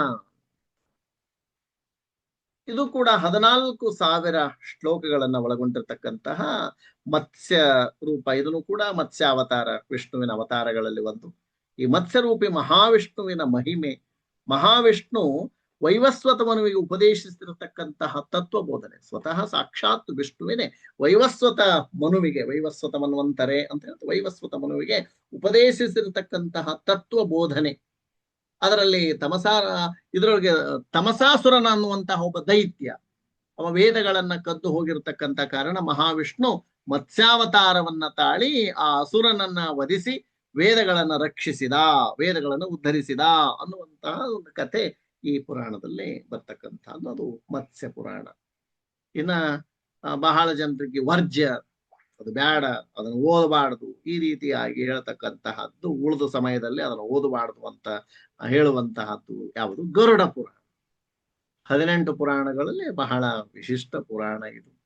19,000 ಶ್ಲೋಕಗಳನ್ನು ಹೊಂದಿರತಕ್ಕಂತಹ ಇದರಲ್ಲ ಇದು ಪ್ರೇತಖಂಡ ಎಂಬ ಭಾಗದಲ್ಲಿ ಬಹಳ ವಿಶೇಷ. ಗರುಡ ಪುರಾಣವನ್ನ ಮೃತರಾದಾಗ ಓದಿಸ್ತಕ್ಕಂಥದ್ದು ನೋಡ್ತೀವಿ. ಯಾಕೆ ಆ ಸಂದರ್ಭದಲ್ಲಿ ಓದಿಸ್ತಾರೆ, ಆ ಮೃತಪಟ್ಟಿರ್ತಕ್ಕಂತಹ ಮನುಜನಿಗೆ ಆಗತಕ್ಕಂತಹ ಸ್ಥಿತಿಯ ಬಗ್ಗೆ ಏನಾಗುತ್ತದೆ, ಸತ್ತ ಕೂಡಲೇ ಸಿಗತಕ್ಕಂಥ ಪ್ರೇತ ದೇಹ ಮಾಡಬೇಕಾದ ಸಂದರ್ಭದಲ್ಲಿ ಪ್ರೇತ ಅಂತಾನೆ ಅದನ್ನ ನಾವು ಸಂಸ್ಕಾರಾದಿಗಳನ್ನ, ಅಂತ್ಯ ಸಂಸ್ಕಾರವನ್ನ ಪ್ರಾರಂಭ ಮಾಡುತ್ತದಲ್ಲೆಲ್ಲ. ಹಂಗ ದೇಹದ ಬಗ್ಗೆ ವಿವರಣೆ, ಆಮೇಲೆ ಪ್ರಾಣೋತ್ಕ್ರಮಣ, ಪ್ರಾಣ ಹೇಗೆ ಹೋಗ್ತದ, ಕಾಲದ ಯಾತನೆ ಹೆಂಗ, ಯಮಲೋಕದ ದಾರಿಯಲ್ಲಿ ಹೆಂಗ ಆತ ಅನುಭವಿಸ್ತಕ್ಕಂತಹ ವಿವರ, ಯಮಲೋಕಕ್ಕೆ ಹೋಗ್ಬೇಕಾದಾಗ ಏನೇನು ಯಾತನೆಗಳನ್ನ ಆತ ಅನುಭವಿಸ್ತಾನೆ ಅದರ ವಿವರವನ್ನ, ಪಾಪಿಗಳು ಯಮಲೋಕದಲ್ಲಿ ಅನುಭವಿಸ್ತಕ್ಕಂತಹ ನರಕ ಯಾತನೆ ಹೆಂಗಿರುತ್ತದೆ, ಆಮೇಲೆ ಆತನಿಗೆ ನೀಡತಕ್ಕಂತಹ ಶಿಕ್ಷೆಗಳಿಗೆ ಎಂತೆಂಥವ ನರಕ ಯಾತನೆಯಲ್ಲಿ, ಮೃತಪಟ್ಟವರಿಗೆ ಮಾಡಬೇಕಾಗಿರ್ತಕ್ಕಂಥ ಔದ್ವರ್ಯ ದೈಹಿಕ ಕ್ರಿಯೆಗಳು ಯಾವುವು. ಹಿಂಗ ಇತ್ತೀಚೆಗಂತರೂ ಇವುಗಳ ಬಗ್ಗೆ ಬಹಳ ಜನ ಯಾಕ ಇವುಗಳನ್ನೇಗೆ ಅಂದ್ರೆ ಮುಂದಿಲ್ಲ ಅನ್ನುವಂತಹ ಲೆಕ್ಕ ಆಗಿಬಿಡ್ತದೆ. ಸತ್ತ ಮ್ಯಾಲೆ ಏನದ, ಇರೋ ತನಕ ತಿಂದುಂಡು ಆರಾಮಿದ್ದು ಹೋದ್ರಾಯ್ತು ಅನ್ನುವಂತಹ ಮನಸ್ಥಿತಿ ಇಲ್ಲಿ ಬಂದಿರತಕ್ಕಂಥ.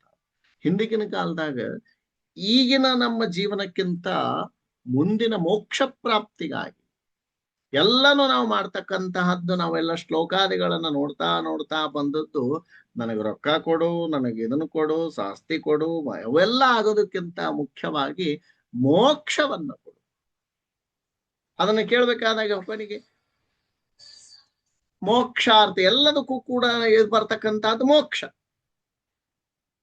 ಈ ಮಕ್ಕಳು ಆಗುವುದು ಕೂಡ ಎದಕ್ಕ? ಮೋಕ್ಷ. ಯಾಕಂದ್ರೆ ಪಿತೃ ಇದಾಗಬೇಕು ಅನ್ನುವಂತ ಅಪತ್ರಸ್ಯ ಗತಿರ್ ನಾಸ್ತಿ ಅಂತ. ಮಕ್ಕಳಾಗ್ಲಂದ್ರೆ ಮೋಕ್ಷ ಇಲ್ಲ. ಹಂಗ ಆ ಯಾವುದೇ ಒಂದು ಶ್ಲೋಕಗಳನ್ನ ಸಪ್ತ ಜನ್ಮ ಕೃತಂ ಪಾಪಂ ಸ್ಮರಣೆಯನ್ನ ವಿನಶ್ಯತಿ ಮೋಕ್ಷಾರ್ಥೆ ಲಭತೆ ಗತಿ ಎಲ್ಲ ನಾವು ನೋಡ್ಕೋತ ಹೋದಾಗ ಮೋಕ್ಷಕ್ಕಾಗಿನೇ ನಾವು ಜೀವನವಿಡೀ ನಾವು ಪ್ರಯತ್ನ ಪಟ್ಟದ್ದನ್ನ ನಾವು ನೋಡ್ತೀವಿ. ಅದನ್ನ ಇದ್ರೊಳಗೆ ಹೇಳಕ್ಕಂಥದ್ದು. ಮೋಕ್ಷ ಸಿಗಬೇಕಾದ್ರೆ ಏನ್ ಮಾಡ್ಬೇಕು, ಆಮೇಲೆ ಭೂಲೋಕದಲ್ಲಿ ಮಾಡಿರ್ತಕ್ಕಂಥ ಶ್ರಾದ್ದದ ಫಲಗಳಿಗೆ, ಶ್ರಾದ್ದ ಮಾಡೋದ್ರಿಂದ ಆಗತಕ್ಕಂಥದ್ದು ಏನು, ಇದಕ್ಕೆ ಅನೇಕ ಜನ ಉತ್ತರ ಕೊಡ್ತಾರೆ. ಶ್ರಾದ್ದ ಇಲ್ಲೆಂದು ಪಿತೃಗಳಿಗೆ ಮುಡ್ತದೇನು, ಹಂಗ ಹಿಂಗ ಅಡ್ಡ ಪ್ರಶ್ನೆ ಹಾಕ್ತಕ್ಕಂಥವ್ರು ನೋಡ್ತೀವಿ. ಅದಕ್ಕೆ ಉತ್ತರ ಇಲ್ಲಿರ್ತಕ್ಕಂಥದ್ದದ ಮೃತಪಟ್ಟವರು ಪಿತೃಲೋಕ ಸೇರ್ತಕ್ಕಂತಹ ಬಗ್ಗೆ ಎಲ್ಲ ವಿವರಣೆಯನ್ನ ಇಲ್ಲಿ ನಾವು ಕಾಣ್ತೀವಿ ಗರುಡ ಪುರಾಣದಲ್ಲಿ. ಇವೆಲ್ಲ ಇದ್ದ ಕಾರಣಕ್ಕಾಗಿನೇ ಏನಪ್ಪಾ ಅಂದ್ರೆ ಉಳಿದ ಸಂದರ್ಭದಲ್ಲಿ ಓದಬಾರ್ದು ಅಂತಕ್ಕಂತಹ ಒಂದು ಪರಿಕಲ್ಪನೆ ನಮ್ಮಲ್ಲಿ ಬೆಳೆದು ಬಂದಿರತಕ್ಕಂತಹದ್ದು ಗೊತ್ತಿರುವಂತ. ಇನ್ನು ನೆಕ್ಸ್ಟ್ ಮುಂದಿಂದು 18ನೇದ್ದು ಬ್ರಹ್ಮಾಂಡ ಪುರಾಣ. ಇದು 12,000 ಶ್ಲೋಕಗಳನ್ನ ಹೊಂದಿರತಕ್ಕಂತಹದ್ದು ಬ್ರಹ್ಮಾಂಡ ಪುರಾಣ. ಬ್ರಹ್ಮದೇವರ ಪರವಾಗಿರತಕ್ಕಂತಹ ಪುರಾಣ ಇದಾಗಿದೆ. ಇದರಲ್ಲಿ ಆಧ್ಯಾತ್ಮ ರಾಮಾಯಣ, ಲಲಿತೋಪಾಖ್ಯಾನ ಅನ್ನುವಂಥದ್ದು ಮುಂತಾದ ವಿಶೇಷತೆಗಳ ಧರ್ಮಕ್ಕೆ ಸಂಬಂಧಿಸಿರ್ತಕ್ಕಂತಹ ಪುರಾಣ ಈ ಬ್ರಹ್ಮಾಂಡ ಪುರಾಣ. ಇದನ್ನು ಕೂಡ ಧರ್ಮಕ್ಕೆ ಸಂಬಂಧಪಟ್ಟಂತಹ ಪುರಾಣ. ಹೀಗೆ ನಾವು 18 ಪುರಾಣಗಳು ಅವ. ಆ 18 ಪುರಾಣಗಳಲ್ಲಿ ವಿಶೇಷವಾಗಿ ಪುರಾಣ ರತ್ನ ಅಂತ ನಿಮಗ ಹೇಳ್ತಕ್ಕಂತಹ ಆ ರತ್ನವನ್ನೇ ನಿಮಗೆ ಪ್ರಾರಂಭ ಮಾಡ್ಯಾರ. ಈಗ ಆಲ್ರೆಡಿ ಅನೇಕ ಭಾಗವತದ ಸಾಕಷ್ಟು ವಾರಗಳಲ್ಲಿ ಭಾಗವತದ ವಿಚಾರಗಳನ್ನ ನೀವು ಕಲ್ಕೊಂಡು ಬಂದಿರಿ. ಅಂತಹ ಭಾಗವತ ಇದು ಬಹಳ ವಿಶೇಷವಾಗಿರ್ತಕ್ಕಂತಹ ಭಾಗವತ ಪುರಾಣ. ಇದನ್ನ ಆಗಲನ್ನು ಹೇಳಿದ ವೇದವ್ಯಾಸರು ರಚಿಸಿರ್ತಕ್ಕಂತಹ ಒಂದು 18 ಪುರಾಣಗಳಲ್ಲಿ ಬಹಳ ವಿಶಿಷ್ಟ ಸ್ಥಾನವನ್ನ ಹೊಂದಿರತಕ್ಕಂತಹದ್ದು ಇದು. ಆಮೇಲೆ ಇದರೊಳಗೆ ಹೇಳ್ತಾರ ಸವೈ ಪುಂಸ ಪರೋಧರ್ಮ ಯಥೋ ಭಕ್ತಿರದೋಕ್ಷಜೆ. ಅಂದ್ರೆ ಮನುಷ್ಯನ ಶ್ರೇಷ್ಠ ಧರ್ಮ ಯಾವುದು ಅಂದ್ರೆ ಭಗವಂತನಲ್ಲಿ ನಿಷ್ಕಾಮ ಭಕ್ತಿಯನ್ನ ಬೆಳೆಸುವುದು. ಭಕ್ತಿ ಬಹಳ ಮುಖ್ಯ. ಅದನ್ನೇ ಇಲ್ಲಿ ಹೇಳ್ತಾರೆ. ಆಗಲೇ ನಾನು ಕರ್ಮ ಭಕ್ತಿ ಜ್ಞಾನ ಮೂರೂ ಹೇಳಿದ್ರೂ ಸಹಿತ ಭಕ್ತಿಗೆ ಹೆಚ್ಚು ಮಹತ್ವವನ್ನ ಈ ಪುರಾಣಗಳು ಕೊಟ್ಟವು ಅಂತ ಹೇಳಿ ಭಾಗವತ ಪುರಾಣ. ಅದಕ್ಕೆ ಆಚಾರ್ಯರು ಅದನ್ನೇ ಹೇಳಿದ್ರಲ್ಲ, ಏನಪ್ಪಾ ಅಂದ್ರೆ ಸಸ್ವರೂಪಾನುಸಂಧಾನ ಭಕ್ತಿರಿತ್ಯ ವಿಧೀಯತೆ ಅಂತ ಹೇಳಿ ಮೋಕ್ಷ ಕಾರಣ ಸಾಮಗ್ರ ಭಕ್ತಿರೇವ ಗರೀಯಸಿ. ಮೋಕ್ಷಕ್ಕೆ ಅತಿ ಮುಖ್ಯವಾಗಿರತಕ್ಕಂಥದ್ದು ಯಾವುದು? ಭಕ್ತಿ ಅನ್ನುವಂತಹದ್ದು. ಆ ಭಕ್ತಿ ನಿಷ್ಕಾಮ ಭಕ್ತಿ, ಹೌದಲ್ಲ? ಆ ಭಕ್ತಿ ಹೇಗಿರ್ಬೇಕು ಅಂತಂದ್ರೆ ಯಾವುದು ನನಗೆ ಅದರಲ್ಲಿಂದ ಸಿಗುತ್ತದ ಅನ್ನುವಂತಹದ್ದು ಭಕ್ತಿ ಇರಬಾರ್ದು. ದೇವರೇ ನನಗೆ ಅದನ್ನು ಕೊಡಪ್ಪ, ನನಗೆ ಅದನ್ನ ಹಿಂಗ್ ಮಾಡ್ತೀನಿ ಹಂಗ್ ಮಾಡ್ತೀನಿ ಅನ್ನುವಂತಹ ರೀತಿಯಲ್ಲಿ ಹಂಗಿರಬಾರ್ದು ಭಕ್ತಿ ಅಂತ ಹೇಳ್ತಾರೆ. ನಮ್ಮ ಭಕ್ತಿ ಹೆಂಗಿರಬೇಕು ಅಂದ್ರೆ ನಿಷ್ಕಾಮ ಭಕ್ತಿ. ಆ ರೀತಿಯಾಗಿರ್ತಕ್ಕಂತಹ ಭಕ್ತಿ ಇರಬೇಕು. ಈ ಏನಾಗ್ಯದಂದ್ರೆ ಈ ದೇವರಲ್ಲೂ ಕೂಡ ನಾವು ಭಕ್ತಿಯಲ್ಲಿ ಮಾಡ್ಬೇಕಾದಾಗ ಬಹಳ ವಿಚಿತ್ರವಾಗಿ ಒಂದು ಯಾವ್ದೋ ಬಹುಶಃ ಒಂದು ಕ್ಯಾಸೆಟ್ ನಲ್ಲಿ ಒಂದು ಇದನ್ನ ಕೇಳಿರ್ಬೇಕು ನೀವು. ಸಣ್ಣವರಿದ್ದಾಗ, ನಾವು ಸಣ್ಣವರಿದ್ದಾಗ ಅದನ್ನ ಹಾಕ್ತಿದ್ರು ಹಳ್ಳಿ ಊರಾಗ. ಏನಪ್ಪಾ ಅಂದ್ರೆ ದೇವರಲ್ಲೂ ಕೂಡ ನಾವು ಯಾವ ರೀತಿ ಮೋಸ ಮಾಡ್ತೀವಿ ಅನ್ನೋದಕ್ಕ ಒಂದು ಉದಾಹರಣೆ ಈ ಇದ್ರೊಳಗ ರುಚಿನ ಮಲ್ಲಯ್ಯ ಅಂತ ಒಂದು ಇದ್ರೊಳಗೆ ಬರುವಂತಹದ್ದು ಒಬ್ಬ ತೊಗರಿ ತಿಪ್ಪ ಅಂತ ಒಂದು ಕ್ಯಾಸೆಟ್ ಇತ್ತು. ಬಹುಶಃ ಕೇಳಿರಿ ನೀವೆಲ್ಲ. ಆ ತೊಗರಿ ತಿಪ್ಪದೊಳಗ ಒಂದ್ಸಲ ಒಬ್ಬವ ಸಂತೆಗೆ ಹೋಗಿರ್ತಾನೆ, ಎತ್ತುಗಳು ಮಾರ್ಲಿಕ್ಕೆ ಹೋಗಿರ್ತಾನೆ.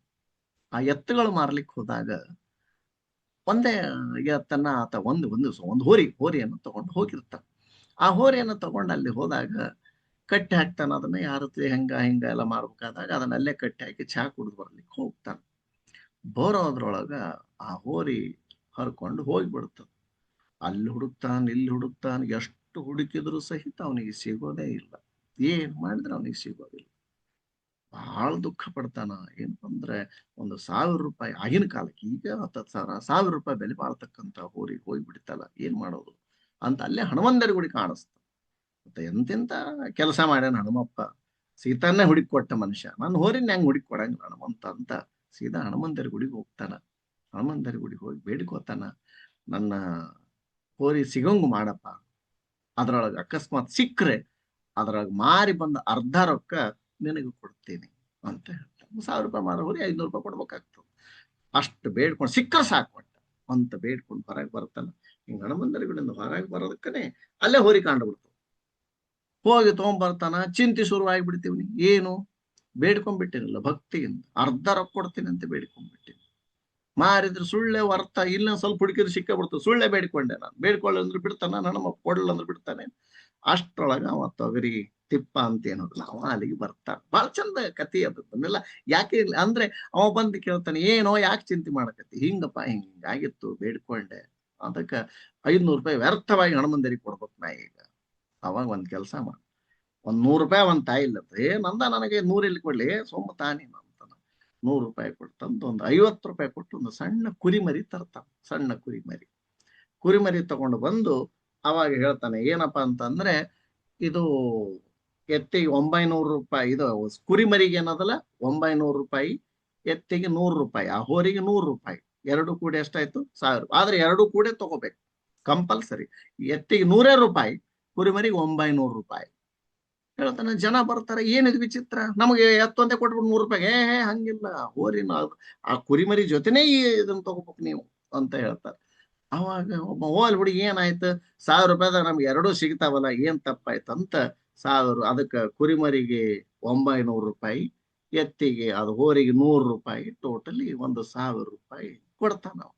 ಕೊಟ್ಟ ಮೇಲೆ ಹಿಂದಾಗಡಿ ನೀ ಏನ್ ಬೇಡ್ಕೊಂಡಿದ್ದೆ ಹನುಮಪ್ಪಗ? ಎತ್ತ ಮಾರಿದ ರೊಕ್ಕದಾಗ, ಆ ಹೋರಿ ಮಾರಿದ ರೊಕ್ಕದಾಗ ಅರ್ಧ ರೊಕ್ಕ ಕೊಡ್ತೀನಿ ಅಂತ ಹೇಳಿ. ಆ ಹೋರಿ ಎಷ್ಟಕ್ ಮಾರಿದ? ₹100 ಮಾರಿದ, ಹೌದಲ್ಲ? ನೀ ಎಷ್ಟು ಕೊಡ್ಬೇಕು ಹಣಮಪ್ಪಗ? ₹50. ತಗೋ ₹50 ಕೊಡು, ಮನೆಗೆ ಹೋಗ. ಅಂದ್ರೆ ಭಕ್ತಿಯನ್ನು ಸಹಿತ ಕಾಮನೆ ದೃಷ್ಟಿಯಿಂದ ದೇವರಿಗೆ ಬೇಡ್ಕೊಳ್ಳೋದ್ರಲ್ಲೂ ಹಂಗಾನ ಆ ರೀತಿಯಾಗಿ ಬೇಡ್ಕೊಳ್ತ. ಅದಕ್ಕೆ ಹೇಳುವಂತಹದ್ದೇನು ಇಲ್ಲೇನ್ ಹೇಳಿದೆ ಅಂದ್ರೆ, ಈ ವಿಶೇಷ ಯಾಕೆ ಹೇಳಿದೆ ಅಂದ್ರೆ, ದೇವ್ರಿಗೆ ಬೇಡ್ಕೋಬೇಕಾದ್ರೂ ನಾವು ವಿಚಾರ, ನಿಷ್ಕಾಮ ಭಕ್ತಿ ಇಲ್ಲ ನಮ್ಮಲ್ಲಿ. ಬೇಡ್ಕೋಬೇಕಾದಾಗ, ಸಂಕಟ ಬಂದಾಗ ವೆಂಕಟರಮಣ ಆ ರೀತಿ. ಆದ್ರೆ ಈ ಪುರಾಣಗಳು ಏನ್ ಹೇಳ್ತಾವಂದ್ರೆ, ಸವೈವ ಪುಂಸ ಪರೋಧರ್ಮ ಯಥೋ ಭಕ್ತಿರದೋಕ್ಷಜೆ. ಮನುಷ್ಯನ ಶ್ರೇಷ್ಠ ಧರ್ಮ ಅಂದ್ರ ಭಗವಂತನಲ್ಲಿ ನಿಷ್ಕಾಮ ಭಕ್ತಿ. ಎಲ್ಲ ಉಪದೇಶ ಮಾಡಾಕ ಬಹಳ ಚಂದ, ಆದ್ರೆ ಪಾಲಿಸ್ಲಿಕ್ಕೆ ಯಾರಿಗೂ ಆಗಲ್ಲ. ಕರ್ಮಣ್ಯೇವಾಧಿಕಾರಸ್ತು ಮಾ ಫಲೇಶು ಕದಾಚ. ಕರ್ಮ ಮಾಡೋದಷ್ಟೇ ನಮ್ ಕೆಲಸ, ಅದರಿಂದ ಬರೋ ಫಲಗಳು ನಮಗ್ ಬೇಡ ಅಂತೀವಿ. ಯಾರ ಫಲಗಳನ್ನ ಅಪೇಕ್ಷಿಸ ಹೇಳಲಿಕ್ಕೆ ಚಂದ. ಆದ್ರೆ ಇವು ಪುರಾಣಗಳು ಅದನ್ನ ಮಾಡೋದ್ರಿಂದ ಏನಾಗತ್ತದ ಅದು ಈಗ ನಮಗನಸಂಗಿಲ್ಲ. ಮುಂದೊಂದು ದಿನ ಅದು ಲಾಭ ಆಗುತ್ತದೆ ನಮಗ. ಈಗಿಂದ ಈಗ ಇಲ್ಲೇ ಲಕ್ಕಿ ಇಲ್ಲೇ ಡ್ರಾ ಲೆಕ್ಕದಾಗ ಇದ್ದೀವಿ ನಾವು, ಈಗಿಂದ ಈಗ ಆಗ್ಬೇಕು ನಮಗ. ಅದ್ರ ಮುಂದೊಂದು ದಿನ ನಾವು ಹೇಳ್ತೀವಿ, ನಾವು ಮಾಡಿದ ಪಾಪ, ನಾವು ಮಾಡಿದ ಪುಣ್ಯ ನಮ್ಮ ಮಕ್ಕಳಿಗೆ ತಟ್ಟುತ್ತದೆ ಅಂತ ಹೇಳ್ತಿದ್ದಿಲ್ಲ. ಅದು ಸಹಜ ಆಗತ್ತದ. ಆದ್ರೆ ಅಷ್ಟು ಪೇಶನ್ಸ್ ನಮಗಿಲ್ಲ.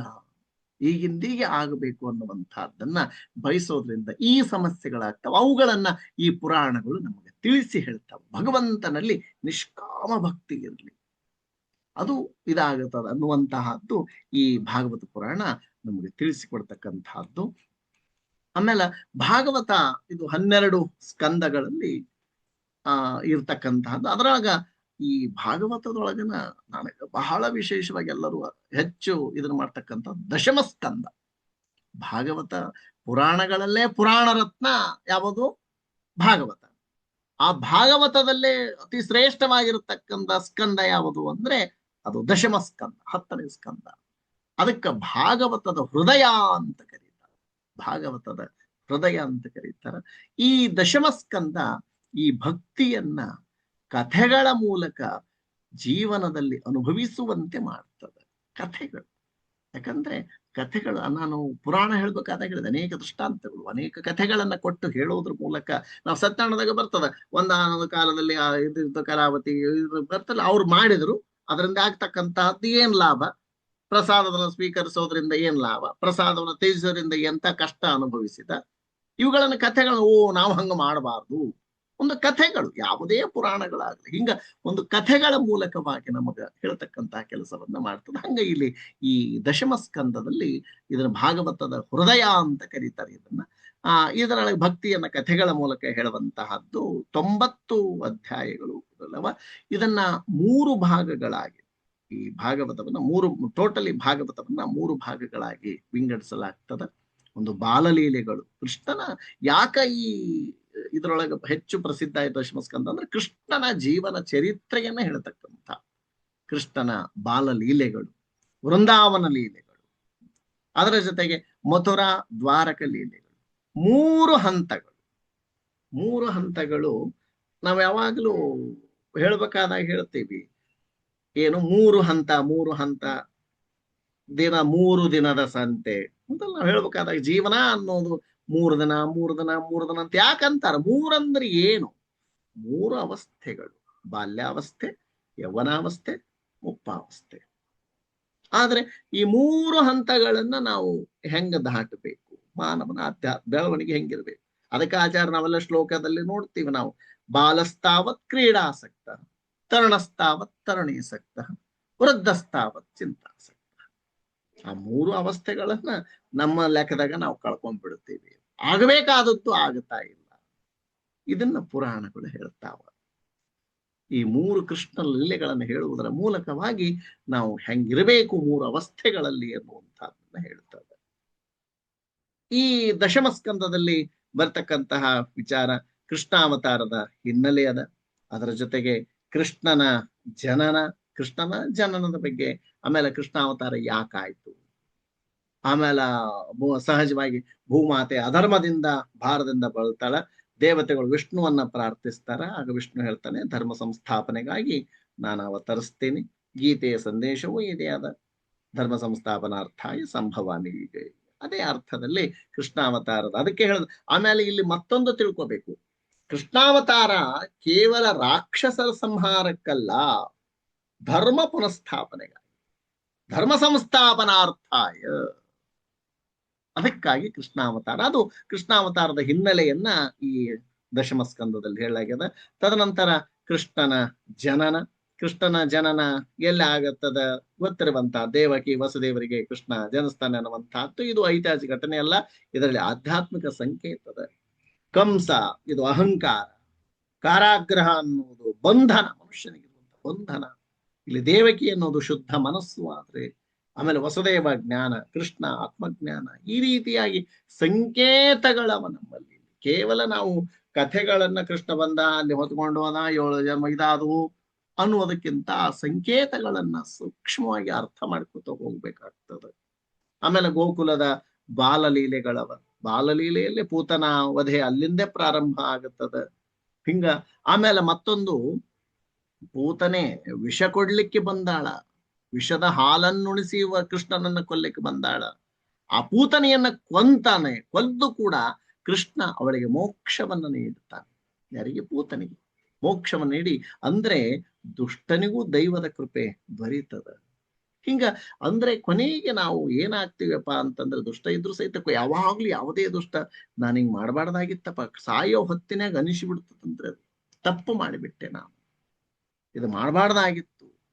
ಆದರೆ ಕೆಟ್ಟ ಮೇಲೆ ಬುದ್ಧಿ ಬಂತಂತ. ಇದೇ ಬುದ್ಧಿ ಮೊದಲು ಬಂದಿತ್ತು. ಹಿಂಗ ಈ ಗೋಕುಲ ಬಾಲ್ಯಲೆಗಳವ. ದಾಮೋದರ ಲೀಲೆ ಅದ ಇಲ್ಲಿ. ಆಮೇಲೆ ಯಶೋದೆ ಕೃಷ್ಣನ ಕಟ್ಟಿ ಹಾಕ್ತಾರೆ. ಇವೆಲ್ಲ ಈ ಕೇವಲ ಹೆಂಗಾಗ್ಯದಂದ್ರೆ ಒಂದೊಂದು ಘಟನೆಗಳನ್ನು ಸಹಿತ ವಿವರಣೆ ಮಾಡಿಕೊತ ಹೋಗುವಂತ ದಶಮಸ್ಕಂದ ಬಹಳ ಇದಾದ. ಹೆಚ್ಚು ನಿಮ್ಗೆಲ್ಲ ಕೇಳಿರ್ ಬಹುಶಃ ಯೋಗೀಶ್ ಗುರುಗಳು ಹೇಳಿರ್ಬಹುದು. ನಾನು ಸುಮ್ಮನೆ ಹೈಲೈಟ್ ಮಾಡ್ತಾ ಇದನ್ನ ಹೇಳ್ತಾ ಹೊರಟಿದ್ದೇನೆ ಅಷ್ಟೇ. ಹಂಗ ಆ ಕೃಷ್ಣನನ್ನ ಕಟ್ಟಿ ಹಾಕ್ತಾಳೆ ಹಗ್ಗದಿಂದ. ಆಮೇಲೆ ಕೃಷ್ಣನಂತ ಪರಮಾತ್ಮನ ಹಗ್ಗದಿಂದ ಕಟ್ಟಿ ಹಾಕ್ಲಿಕ್ಕೆ ಸಾಧ್ಯನಾ? ದುರ್ಯೋಧನನಿಗೆ ಆಯ್ತಾ? ಆದ್ರೆ ಈಕೆ ಹೆಂಗ ಹಾಕಿದ್ಲು ಅಂತಂದ್ರೆ, ಇಲ್ಲಿ ಭಕ್ತಿ ಎಂಬ ಹಗ್ಗಕ್ಕೆ ದೇವರು ಕೂಡ ಬಂಧಿ ಆಗ್ತಾನೆ, ಭಕ್ತಿಯ ಮೂಲಕವಾಗಿ. ಆದ್ದರಿಂದಲೇ ಭಕ್ತಿ ದೇವರನ್ನ ಗೆಲ್ಲತಕ್ಕಂತಹ ಏಕೈಕ ಸಾಧನೆ ಯಾವುದು? ಭಕ್ತಿ. ಅದಕ್ಕೆ ಮೋಕ್ಷ ಕಾರಣ ಸಾಮಗ್ರ್ಯ ಭಕ್ತಿ ದೇವರಿಗೆ. ಇನ್ನು ಕಾಲಿಯ ಮರ್ದನ, ಯಮನೆಯಲ್ಲಿ ವಿಷ ಉಳ್ತಕ್ಕಂಥ ನಾಗನ್ನ ಅದು ನಿಗ್ರಹಿಸ್ತಕ್ಕಂಥ ಕಾಲಿ ಮರ್ದನ. ಅಂದ್ರೆ ಇತ್ತೀಚೆಗೆ ಹೋದಾಗ ವಿಷ ಆಗ್ಲಿಕ್ಕೆ ಇತ್ತೀಚಿನ ನದಿಗಳು, ಪ್ರಕೃತಿ ಪವಿತ್ರ ಆಗಿರ್ಬೇಕು. ಇವೆಲ್ಲ ಸಂದೇಶಗಳು. ಕೇವಲ ಒಂದು ಕಥೆ ಕೊಂದ ಮಾಡಿದ ಅನ್ನೋದಕ್ಕಿಂತ ಈಗಿನ ಕಾಲದಲ್ಲಿ ಇವು ಆಗತಾ ಇದೆ. ಪ್ರಕೃತಿಯನ್ನು ಸಂರಕ್ಷಿಸಬೇಕು ಅನ್ನುವಂತಹದ್ದು. ಗೋವರ್ಧನಗಿರಿ ಎತ್ತಿದ ಅನ್ನುವಂತಹದ್ದೊಂದು ಕಥೆ ಇದ್ರಾಗೆ ಬರುವಂತಹ ದಶಮಸ್ಕಂದದಲ್ಲಿ ಪ್ರಕೃತಿ ಪೂಜಾ ಹೆಂಗಿರಬೇಕು, ಪ್ರಕೃತಿಯನ್ನ ನಾವು ರಕ್ಷಿಸಬೇಕು, ಪ್ರಕೃತಿಯನ್ನ ನಾವು ಹಾಳು ಮಾಡೋದ್ರಿಂದ ಆಗತಕ್ಕಂತಹ ತೊಂದರೆಗಳೇನು, ಆಮೇಲೆ ಅದರ ಜೊತೆಗೆ ಇಂದ್ರ ಅಹಂಕಾರದ ಒಂದು ಶಮನ, ಇಂದ್ರ ಅವನಿಗೆ ಅಹಂಕಾರ ಶಮನ ಮಾಡ್ತಕ್ಕಂಥದ್ದು ಇದರಲ್ಲಿ ನೋಡ್ತೀವಿ. ಆಮೇಲೆ ಕೃಷ್ಣನ ರಾಸಲೀಲೆ ಕಣ್ಣಿಗೆ ಕಂಡ್ರೂ ಸಹಿತ ಕೃಷ್ಣ ಒಬ್ಬ ಒಳ್ಳೆಯ ವ್ಯಕ್ತಿ, ರಾಸಲೀಲೆ ಆ ರೀತಿ ಇರ್ಲಿಲ್ಲ ಅನ್ನುವಂತಹದ್ದು ನಿಜವಾಗಿರುವಂತಹದ್ದು. ಹಿಂಗ ಟೋಟಲಿ ಅದರ ಜೊತೆಗೆ ಅಕ್ರೂರ ದರ್ಶನ ಅನ್ನುವಂತಹದ್ದು ಬರ್ತದೆ. ಅಕ್ರೂರ ದರ್ಶನ, ಅವ ಅಕ್ರೂರನಂತಹ ಭಕ್ತ ಎಂತಹ ಶ್ರೇಷ್ಠ ಭಕ್ತ ಆತ, ಇದನ್ನು ಕೂಡ ಈ ದಶಮಸ್ಕಂದದಲ್ಲಿ ನೋಡ್ತೀವಿ. ಆಮೇಲೆ ಮುಖ್ಯವಾಗಿರುವಂತಹದ್ದು ಕೃಷ್ಣನ ಒಂದು ಇದು ಬರುವಂತೆ ಸೋದರ ಮಾವ ಕಂಸನನ್ನ ಕೊಂದಿರತಕ್ಕಂತಹದ್ದು. ಕಂಸ ಅವನನ್ನ ಕೊಂದ ಅಂದ್ರೆ ಅದರ ಕಂಸ ಅಂದ್ರೆ ಅರ್ಥನೇ ಭಯ, ಅಹಂಕಾರ, ಕ್ರೌರ್ಯ, ಇವುಗಳ ನಾಶ. ಅಂದ್ರೆ ನಮ್ಮಲ್ಲಿ ಒಳಗಡೆ ಕಂಸ ಇದ್ದಾನೆ, ಇವನನ್ನ ನಾಶ ಮಾಡಬೇಕು. ಈ ರೀತಿಯಾಗಿರ್ತಕ್ಕಂಥ ಸಾಂಕೇತಿಕ ಜೀವನದ ರೀತಿ. ಆಮೇಲೆ ದ್ವಾರಕಾ ಜೀವನ ಅಂತ ಬರುತ್ತದೆ. ಅಲ್ಲಿ ರುಕ್ಮಿಣಿ ಕಲ್ಯಾಣ, ಸತ್ಯಭಾಮೆ, ಸುಧಾಮನ ಸ್ನೇಹ, ಗೆಳೆತನ ಎಂಥದ್ದು ಅನ್ನುವುದು, ನರಕಾಸುರ ವಧೆ ಎಲ್ಲನೂ ಕೂಡ ಇಲ್ಲಿ ಇರ್ತಕ್ಕಂತಹ ಪ್ರಸಂಗಗಳನ್ನ ನಾವು ನೋಡ್ತೀವಿ. ಒಟ್ಟೊಳಗ ಹೇಳ್ಬೇಕಪ್ಪ ಅಂತಂದ್ರೆ ಇಲ್ಲಿ ದಶಮಸ್ಕಂದ ಈ ಒಂದೊಂದಾಗಿ ಒಂದೊಂದು ಘಟನೆಯ ಸಹಿತ 4-5 ದಿನ ಮಾಡ್ತಕ್ಕಂಥ ರೀತಿಯಲ್ಲಿ ಪುರಾಣಗಳನ್ನೇ ನೀವೆಲ್ಲ ಕಲ್ತಿರಿ, ಕೇಳ್ಕೊಂಡಿರಿ. ಇಲ್ಲಿ ಮುಖ್ಯವಾಗಿ ಬೇಕಾಗಿರುವಂತದ್ದು ಭಕ್ತಿ, ಪ್ರೀತಿ, ಕರುಣೆ, ಸ್ನೇಹ, ವಿನಯ, ಧರ್ಮ, ಪ್ರಕೃತಿ ಪ್ರೇಮ, ಅಹಂಕಾರದ ನಿವಾರಣೆ, ನಿಷ್ಕಾಮ ಸೇವೆ, ಇವೆಲ್ಲನೂ ಕೂಡ ಮನುಷ್ಯನಲ್ಲಿ ಬರಬೇಕು.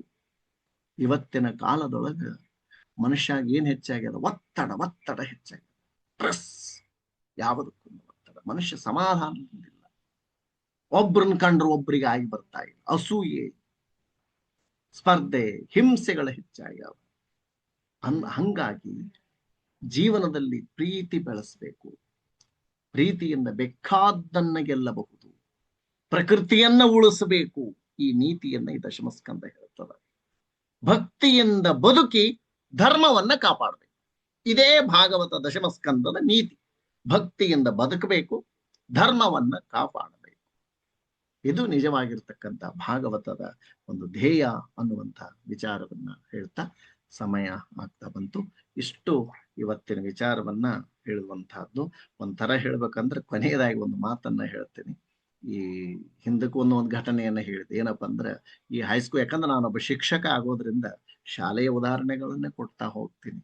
ಈಗ ಯಾರಾದ್ರೂ ಒಬ್ಬ ಶಿಕ್ಷಕರು ಬರ್ಲಿಲ್ಲ ಅಂದ್ರೆ ಇನ್ನೊಬ್ಬನಿಗೆ ಆಬ್ಸೆಂಟ್ ಅರೇಂಜ್ಮೆಂಟ್ ಹಾಕ್ತಾರೆ, ಹೌದಲ್ಲ? ಅಂದ್ರೆ ಅವನ ಪಿರಿಯಡ್ ಅನ್ನು ಹೋಗಿ ತಗೊಂಡ್ ಬಾ ಅಂತ. ಅವಾಗ ಏನ್ ಮಾಡೋದು? ಆಬ್ಸೆಂಟ್ ಅರೇಂಜ್ಮೆಂಟ್ ಹಾಕಿದಾಗ ವಿಷಯ ನಾನು ಪ್ರಿಪರೇಷನ್ ಆಗಿರೋದು ಇಷ್ಟಕ್ಕೆ, ಆದ್ರೆ ಆ ಸಂದರ್ಭದಲ್ಲಿ ಹಿಂದಿನ ವಿಚಾರಗಳನ್ನೆಲ್ಲ ಏನೇನು ನಾವು ಮಾತಾಡ್ಬೇಕಾದಾಗ ನಾವು ಇನ್ನಂತ ಹೇಳಂಗಿಲ್ಲ. ಹುಡುಗ್ರೆ ಬರೇ ಮುಂದೆ ಹೇಳೋದಾಗ್ಯದ, ನಿಮಗೆ ಸ್ವಲ್ಪ ಹಿಂದಿಂದ ಏನೇನು ಕಲ್ತಿರಿ, ನೀವು ಎಷ್ಟು ನೆನ್ಪಿಟ್ಕೊಂಡಿರಿ ಎಂಬುದು ಪರೀಕ್ಷೆ ಮಾಡೋಣ ಅನ್ನುವಂತ ರೀತಿಯಲ್ಲಿ ನಾವೇನು ಪಾಠ ಮಾಡಿಕೊತೀವಲ್ಲ, ಆ ಹಿನ್ನೆಲೆಯಲ್ಲಿ ನೀವು ಕಲ್ತ ವಿಚಾರನೆ, ಅದರ ಪುನಃಸ್ಮರಣೆ ಅನ್ನುವಂತಹ ವಿಚಾರದಲ್ಲಿ, ಯಾಕಂದ್ರೆ ಗುಲ್ಬರ್ಗಾದಲ್ಲಿ ಯೋಗೀಶ್ವರ ಸಾಕಷ್ಟು ನಿಮಗೆ ಹೇಳ್ತಾ ಬಂದು ಸಾಕಷ್ಟು, ನೀವೂ ಕೂಡ ಬರೀ ಯೋಗೀಶ್ವರ ಅಂತಲ್ಲ, ನೀವು ಕಲಿಯೋರು ಮುಖ್ಯ. ಆಸಕ್ತಿ 10-10ವರೆ ಆದರೂ ಸಹಿತ ನೀವೆಲ್ಲರೂ ಕೂಡ ಇನ್ನೂ ಅದನ್ನ ಕೇಳ್ತಾ ಇದ್ದೀರಿ ಅಂದ್ರೆ ನಿಮ್ಮಲ್ಲಿರುವಂತಹ ಭಕ್ತಿ ಏನದಲ್ಲ, ಆ ಶ್ರದ್ಧೆ ಏನದಲ್ಲ, ಅದಕ್ಕ ಕೋಟಿ ನಮನಗಳಂತ ಹೇಳ್ತಾ ಈ ಒಂದು ಅವಕಾಶವನ್ನ, ಆಕಸ್ಮಿಕ ಅವಕಾಶವನ್ನ ಕೊಟ್ಟಿರ್ತಕ್ಕಂತಹ ಯೋಗೇಶ್ ಅವರಿಗೂ, ಮಹೇಶ್ ಚಿಲ್ಲಾಪುರ ಅವರಿಗೂ, ಉಳಿದಿರ್ತಕ್ಕಂಥ ಎಲ್ಲರಿಗೂ ವಂದಿಸುತ್ತಾ ನನ್ನ 2 ವಿಚಾರಧಾರೆಗಳನ್ನು ಮುಗಿಸ್ತೇನೆ. ಎಲ್ಲರಿಗೂ ನಮಸ್ಕಾರ. ನಮಸ್ಕಾರ ಗುರುಗಳೇ. ನಮಸ್ಕಾರ ಗುರುಗಳೇ, ತುಂಬಾ ಚೆನ್ನಾಗಿತ್ತು. ನಮಸ್ಕಾರ. ಶುಭರಾತ್ರಿ. ಶುಭರಾತ್ರಿ. ನಮಸ್ತೆ ಗುರುಗಳೇ.